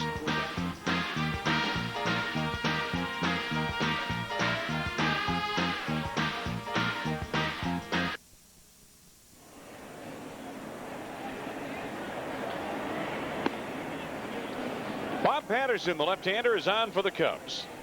Patterson picked up a third of an inning in the game yesterday, walked one. Terry Adams took over for him, and he had a brilliant outing in yesterday's game. Patterson comes in at 1-0, on for the 7th time, and he hasn't given up anything. And there's a look at Kevin Foster, who went 6 1/3 innings, gave up all 5 Giant hits, walked a couple, fanned a couple, and overall threw the ball very well here today, getting ahead of most of the Giant hitters. And the bullpen continues working. Now it's Larry Cassian, the left-hander, and surprise, surprise, Turk Wendell, the right-hander. Well, as you mentioned, Turk is loose. And we'll see. It'd be interesting here. J.R. Phillips was the announced pinch hitter for the Giants for the pitcher Alan Watson. And we'll see if he stays in there. J.R. Phillips, left-handed hitter. Well, I believe that he's going to. I thought that Dusty would take him down, but Phillips stayed right there. And there's a look at the very strong young man who's had a number of opportunities to claim that first base job, but's never been able to be equal to the task, hitting just 143. This is his first pinch hitting opportunity of the year. That's Marcus Jensen aboard at first with 1 out in the bottom of the 7th, and the Cubs leading 5-2, and J.R. Phillips at the plate. 2 for 11 with a couple of homers and 5 runs batted in. 1 ball, no strikes from Patterson. Hit his 2nd homer of the season last Sunday at Florida. 2-run shot off Dave Weathers. The 1-0 pitch from Patterson, and that's in there for strike 1 call. J.R. Phillips, an excellent fielding first baseman. There's nothing wrong with his defense, and as Steve told you, has put together some big power numbers on the minor league level. 2 balls and 1 strike now, but the problem has been he doesn't hit for enough of an average up here to merit everyday play, and that's why Mark Carrion came on in late June last year to claim the first base job. Gave them more solid offense. Nice block by Dorsett. The count runs to 3-1. And this is usually where the lefty-lefty advantage evens out. So even though Phillips hit 195 last year, he still managed to slug 9 home runs in 92 games. So he is strong. 3 balls and 1 strike in the pitch, and a wave and a miss. So the count full at 3 balls and 2 strikes. Marcus Jensen at first. Looks like Grace is going to play behind him. And the payoff, fouled back against the screen, so they'll re-rack it.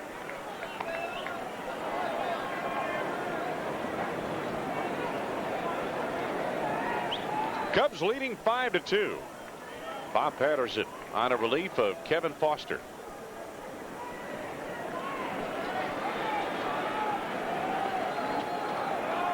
Marcus Jensen will lead off at first. And here's the 3-2. Popped him up foul. It's out of play.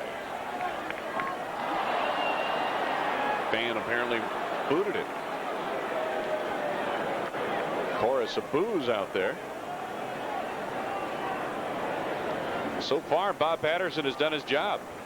Has not allowed an inherited runner to score. 3-2 pitch. Oh, he changed speeds on him and had him way out in front. Good pitch by Bob Patterson. 2 out.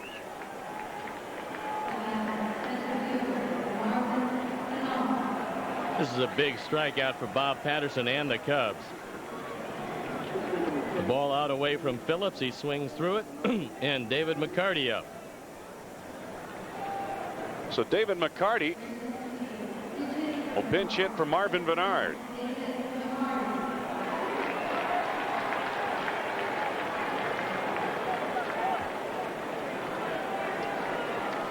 McCarty, a right-handed hitter, steps up to the plate with 2 out and a runner on here in the bottom of the 7th inning.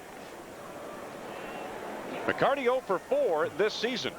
He's not going to have to worry about facing Bob Patterson because they're going to bring Turk Wendell into the game to face McCarty. So Patterson does his job. He gets J.R. Phillips on strikes. 2 out. Jensen still at first. David McCarty coming to the plate. Jim Riggleman goes for the right-hander. Turk Wendell will be back.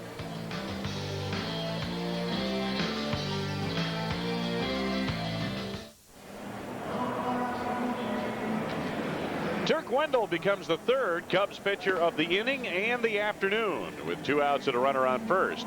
The bullpen has been pretty solid this year, and Turk Wendell one of the reasons. On for the 6th time, no record, a 1.35 ERA, and the Turk's been tough. 6 2/3 innings. Look at it there. 6 hits, 1 earned run, a whopping 10 strikeouts. He's walked 4, and he's looking at the former #1 draft choice, the 3rd player chosen overall in the June 1984 draft, and he came up with the Minnesota Twins. Let's pause quickly for station identification. This is America's #1 sports station, WGN-TV, Chicago. Wayne Larrabee, Steve Stone at 3Com Park, Candlestick Point in San Francisco. Turk Wendell's first offering is on the outside corner for strike 1 call. McCarty last year made the rounds. Minnesota, Indianapolis, Phoenix, and San Francisco. 4 clubs in all. And that hit him. Fastball in tight. Mccarty didn't make much of a move to get out of the way of it. He's aboard. Well, the Cubs got hurt in Colorado with a couple of hit batsmen by Mike Perez, and Mark Grace fairly vocal about that. It happened in the late innings, and Turk Wendell comes a little too far inside. And now he'll contend with Kim Batiste. And this out is essential. The biggest out of the ball game, because the next man up can do you tremendous damage. So you've got to get out Kim Batiste. That's going to make everybody real happy in that Cub dugout. Batiste 0 for 3. The pitch high and tight. 1 ball, no strikes from Turk Wendell. Wendell has shown great velocity. And Fergie Jenkins comes out to the mound. Wendell shown great velocity and movement on his pitches this spring, and now Fergie Jenkins with a slow walk to the mound. Cubs still have double barrel action going. Cassian the left-hander. Perez the right-hander. 2 out, runners on first and second for the Giants.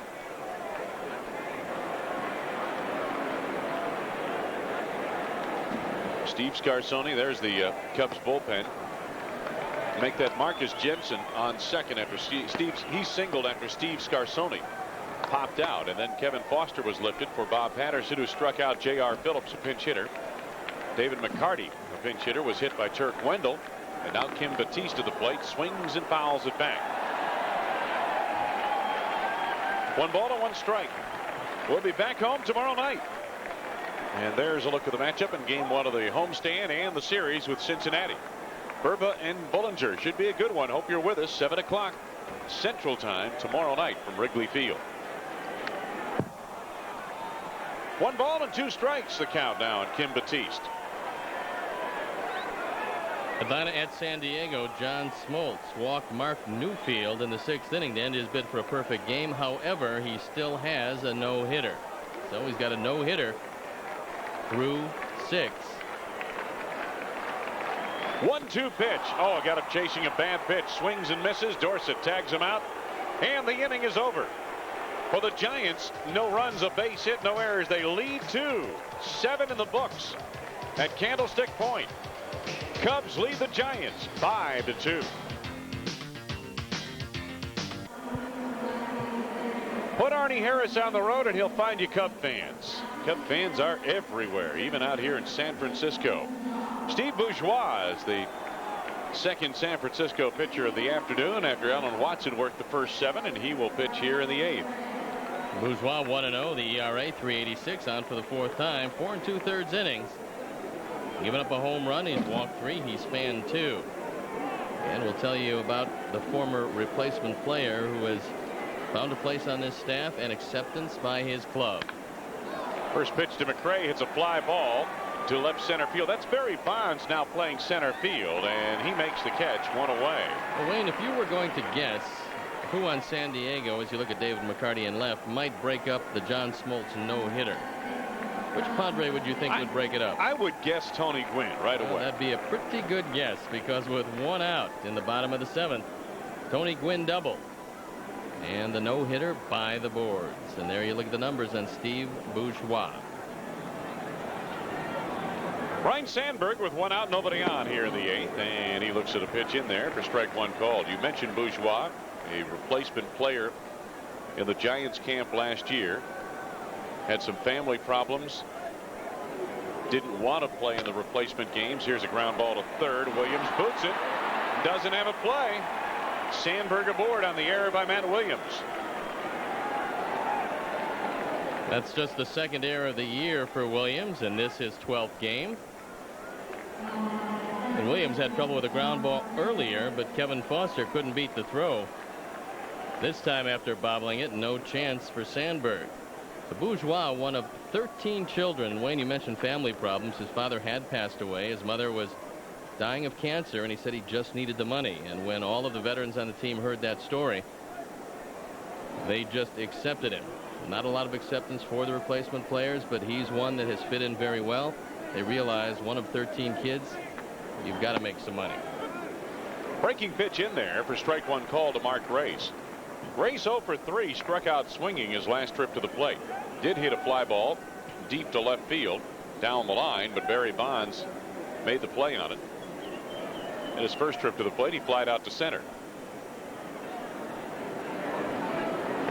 Mark after a hot start. That pitch, good save by Jensen to hold Sandberg on at first base. Mark after a hot start, 0 for 4 yesterday, trying to break through today for the first time.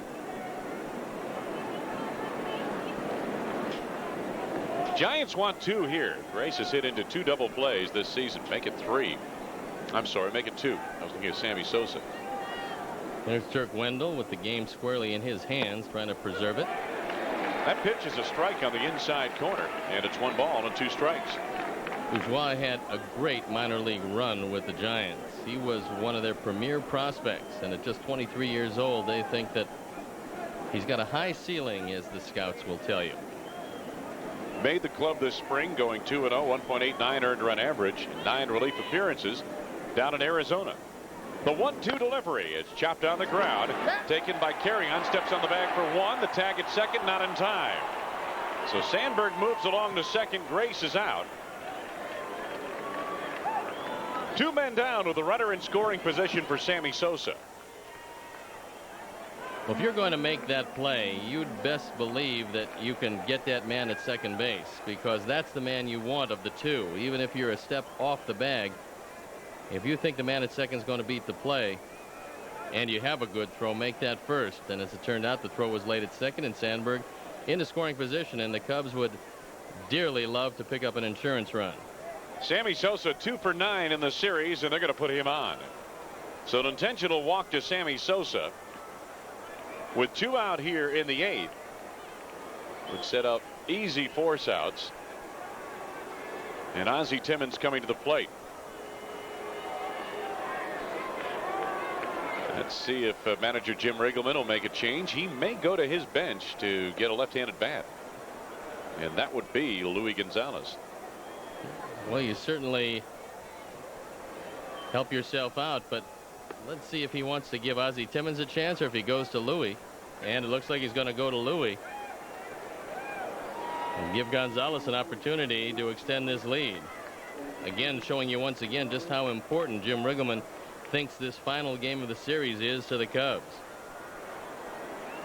Doesn't want to leave anyone out on those base paths, and he's got Ryne Sandberg in scoring position now with Sammy Sosa on at first, and Luis Gonzalez will get the call here against Steve Bourgeois. Gonzalez, the left-handed hitter, hitting at .313, 10 for 32 overall.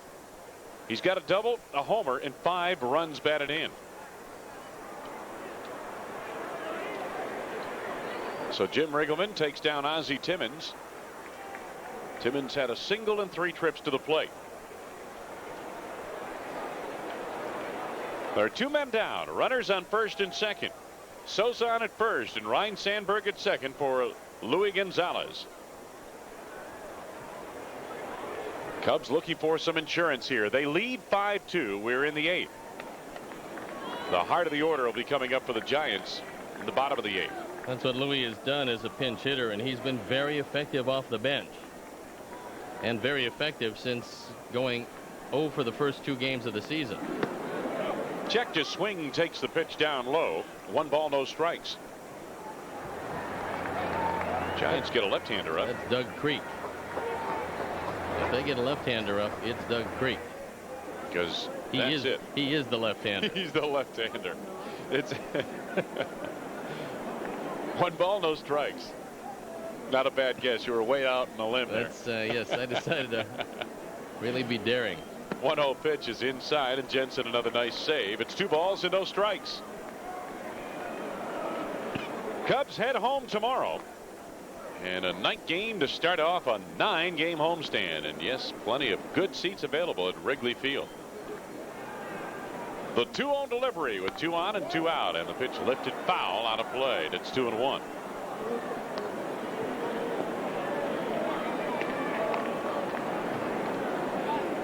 Cincinnati leading Houston 6-3. That ball game in the 6th. Atlanta still on top of San Diego 4-0 in the 8th. Dodgers leading Florida 6-0 in the 6th.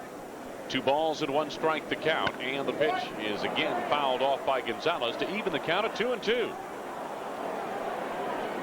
American League, Oakland pounded the White Sox 10-5.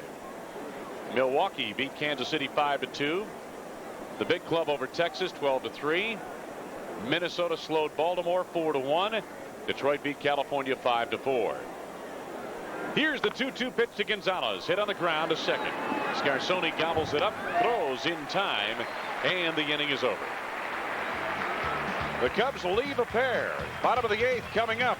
The big guns, Bonds, Williams, and carry on for the Giants, and the Cubs lead by 3.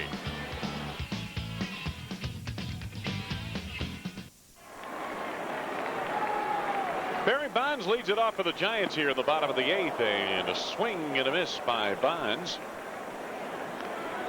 Bonds, Williams, and carry on. The heart of the order for the Giants. Doug Jones up in the Cubs bullpen.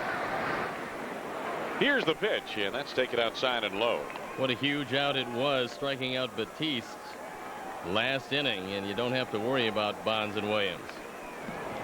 Fouled it back against the screen.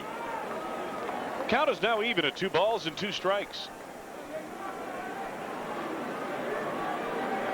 Plate umpire Larry Poncino got things started quickly here in the bottom of the 8th. Swing and a miss at a good fastball up around the letters. My goodness. Barry Bonds goes down on strikes. Second strikeout of the day for Wendell. Take a look at it again. The Turk has been tough. 2 hitters, 2 strikeouts, and factor in a hit batsman. Yes. Here's Matt Williams, singled in the first, driving in the first run of the game for the Giants. He's been quiet since. 1 ball, no strikes from Turk Wendell. The Turk now on the season with 12 strikeouts in a little over 7 innings, 7 1/3 innings. There's a strike. 1 ball and 1 strike. That's up to date. 1 ball and 1 strike the count on Matt Williams. I don't think Matt Williams is very happy with the call of Larry Poncino. And he fouls it back. It's 1-2. That doesn't say too much to the umpires. Very much of a quiet leader here, and you see that little guard he has. That's courtesy of the Jamie Navarro fastball. He figures rather let that thing heal than take another fastball off the same spot. And that young fan has a souvenir and is mighty happy. 1-2 pitch fouled back against the screen. So the count remains 1-2. Let me finish up the scoreboard quickly for you. Seattle defeated Toronto today 9-4. 9th inning, Boston and Cleveland tied at 6. Milwaukee beat Kansas City 5-2. Colorado and New York play later tonight. 1 ball, 2 strikes. 1 out, nobody on. Turk takes a little too much time for Matt Williams.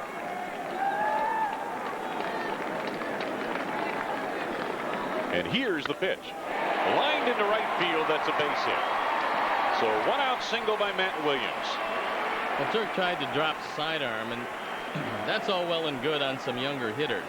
But if you're going to drop sidearm, you're not going to intimidate a hitter the quality of Matt Williams, and then you have to make sure that you're going to make a good pitch. So Turk dropped sidearm, and Williams dropped it into right field. 6 hits now for the Giants. And with 1 out, runner on first, it brings up Mark Carrion. Carrion 0 for 3. Matt Williams, the runner at first. Popped him up on the first pitch to him. Sandberg in shallow right field makes the catch, and they're 2 men down. Cub fans, catch all the action at beautiful Wrigley Field from a Cubs Skybox or Super Suites. Groups of 15 or up to 40 can enjoy baseball from the best seats in the ballpark. Don't miss your chance to provide your clients and guests with an unforgettable experience that they will forever associate with your company. For more information, call 312-404-CUBS. Matt Williams still at first, but now 2 outs in the bottom of the 8th inning. Cubs leading by the score of 5-2, and Glenn Allen Hill has accounted for 1 of the 2 Giants runs today. 1 ball, no strikes from Turk Wendell.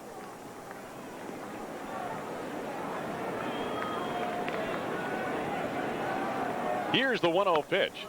Had a good pitch to hit and fouled it back. 1 ball, 1 strike.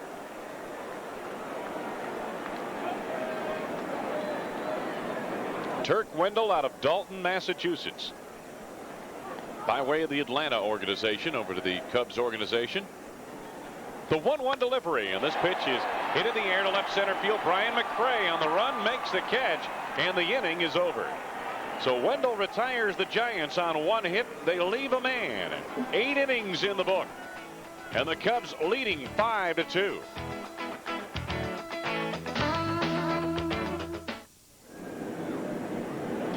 Brian Dorsett leads it off here in the 9th. Steve Bourgeois on for his second full inning of work and delivers a strike on the outside corner to Dorsett. Dorsett has walked in 3 trips to the plate. He has scored 1 of the Cubs' runs today.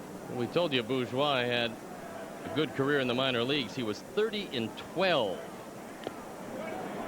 And that is a wonderful minor league run at it in 4 seasons. His best year coming at Shreveport last year, 12-3. Moved to Phoenix where he was 1-1.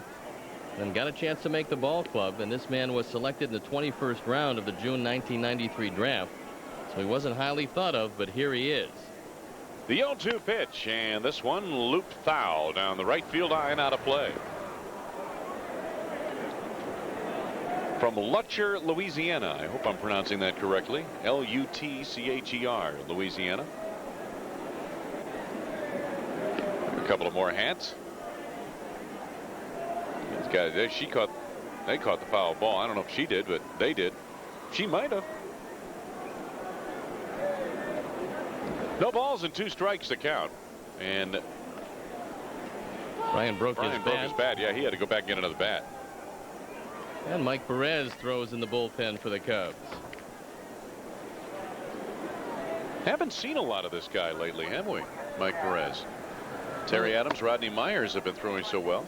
Well, Mike had some problems in Colorado, hitting a couple of guys to lead off the inning, and the other guys in the bullpen have thrown the ball very well. And you go with a hot hand, Wayne, and that forever has been what the managers do, and probably forever what they will do. If someone's throwing the ball real well, you just keep running them out there. 1 ball and 2 strikes to count on Brian Dorsett in the top of the 9th, with the Cubs leading 5-2. Chop foul right to Tony Muser. 1 ball and 2 strikes.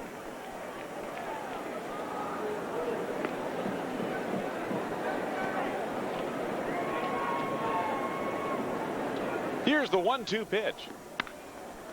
Popped him up on the infield, right side. Scarsoni, the second baseman, makes the catch. 1 out, nobody on for Leo Gomez. Gomez has singled twice today, knocked in a run and scored a run in the 5th inning. Good to see Leo having a good day today, coming off the bench. Very likable young man with all of his success coming in the American League with the Orioles. Here's the first pitch to Gomez, and that's a bit high. 1 ball, no strikes. He just loves Leo Gomez, or Lefty Gomez. Could be lefty. Or the Adams family. Pitch is hit in the air with authority to right field. Barry Bauer, and make that to Glenn Allen Hill, back to the wall, and it's gone. That reached the seats in deep right field. A home run for Leo Gomez. First homer of the season for Gomez, and the Cubs get an insurance run here in the 9th to lead 6-2. Well, Leo hit 18 home runs with the Orioles, so you know he's got some power, and he hits it right into the wind tunnel here, and that's the right center field area, and Leo gets it up in the wind and takes it out. Not much doubt about this one. It was out by plenty. That's a big insurance run. Ray Sanchez, the hitter, and he takes a pitch down low for ball 1.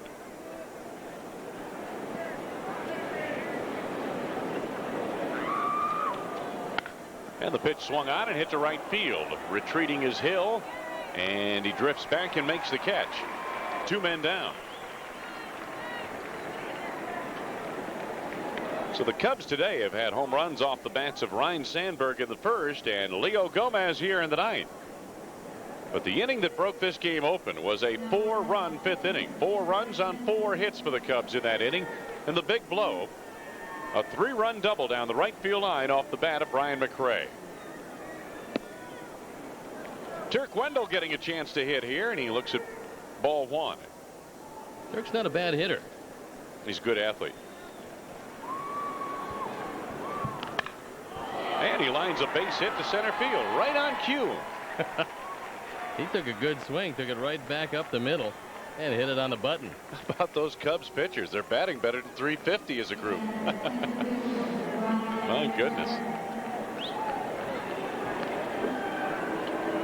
Chrysler Plymouth game summary. Sandberg solo home run, his second of the season of the first. Mccray the big double I talked about, and Gomez solo home run here in the 9th.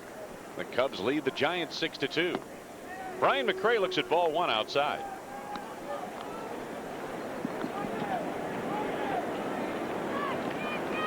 Jose Hernandez getting loose. Maybe coming in for defensive purposes. And that pitch misses outside, so it's 2 balls and no strikes on Bryan Mccray. And if Turk Wendell can pitch successfully through the 9th inning, he will pick up a save here today, because he came in with a tying run in the on-deck circle. That's in there for a strike called. 2 balls and 1 strike. Turk over at first base. Carry-on plays behind him with 2 out. Bounding ball up toward the middle. Gloved by Scarsoni. Quick throw to first. Just did beat Mccray, and the inning is over. But here in the 9th, the Cubs do tack on an insurance run. Solo homer by Leo Gomez. They had 2 hits, and they leave a man. Bottom of the 9th coming up. Scarsoni, Jensen, Bourgeois. The 2 hitters for the Giants, with the Cubs leading 6-2. Scarsoni leads it off for the Giants in the bottom of the 9th, with the Cubs leading by 4, and Turk Wendell continues to work and gets a fastball inside to Scarsoni. He has walked in 3 trips to the plate. Jose Hernandez goes into 3rd as a defensive replacement for Leo Gomez. 1 ball and 1 strike. Wendell came on in the 7th inning in relief of Bob Patterson. A wave and a miss there. Well, Turk has thrown that good slider to the right-hand hitters, and it's in a good spot. Nobody hits it. It's got a late break, and it's very deceptive. He's got good stuff. The 1-2 delivery, and Scarsoni swings and misses weakly. So Turk picks up his 3rd strikeout. For Wendell, it's only his 2nd full inning of work here. And it brings up Marcus Jensen. Jensen singled his last trip to the plate. We talked to Jensen, a local product, Skyline High School in Oakland, California. 1 ball, no strikes, the count. And boy, we've seen him make a couple of good throws from behind the plate. That's 2-0 on Jensen.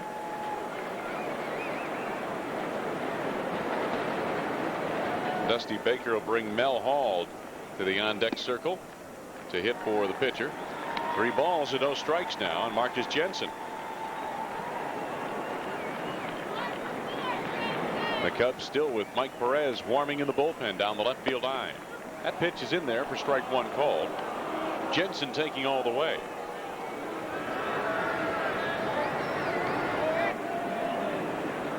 Here's the 3-1 delivery. He checked his swing, takes it up high. They wanted him peeled to 3rd, but Larry Poncino waves him to 1st. So Jensen is aboard of the walk. And Mel Hall steps up to the plate. Mel, earlier in his career, a member of the Chicago Cubs, 1 for 5 so far on the season. Mel Hall, all of his appearances at the plate have been as a pinch hitter. Wendell throws a lot of ground balls and could use one here. 1 out. Marcus Jensen out at first, and the first pitch misses for ball 1.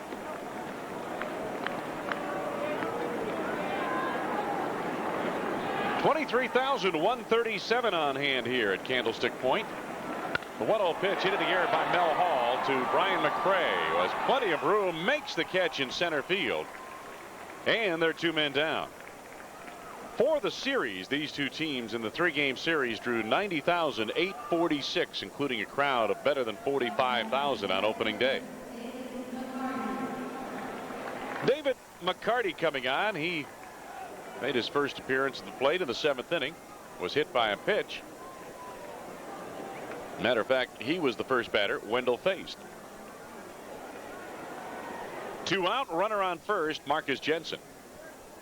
Bottom of the 9th, and Wendell with the pitch, and that's on the outside corner for strike 1 call.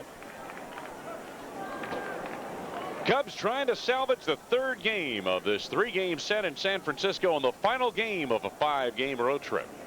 The 0-1 delivery, and that misses down low. More importantly, it will allow the Cubs to come home with their heads above the 500 mark at 6-5 to begin a 9-game series. A 9-game homestand, I should say. Pitch is outside and low, and Turk now has gone to 2-1 on David Mccarty. Wendell trying to pick up the save here. He has pitched well this season. Jensen out at first. Cubs are leading by 4. Here's the pitch. Right in there for a strike called at the knees, and it's 2-2. I figure one more slider and it's on the plane back to Chicago. One more slider, and as Arnie Harris says, we'll be out of here quick. 2 balls, 2 strikes, 2 out. Just put it low and away, Turk. And here's the pitch. He put it low and away, a little too low and away. 3 balls and 2 strikes now on McCarty. So the Giants down to their last strike. Jensen aboard at first. 3 balls and 2 strikes. The payoff coming. Here it is. Swung on and popped up foul behind the plate and out of play. So Jensen trots back to first. Boy, you're right. He's 6'4", 195 pounds, and he's got room to build on that frame, doesn't he? Good-looking young prospect. He'll put on a few more pounds before it's over. He sure will. And when he learns hitters in the National League, defensively, we know he can do it. He's going to be a good one. 3 balls and 2 strikes, and the pitch, swing and a miss, strike 3, and the Cubs win it 6-2 over the Giants. Turk Wendell gets the save in relief of Kevin Foster.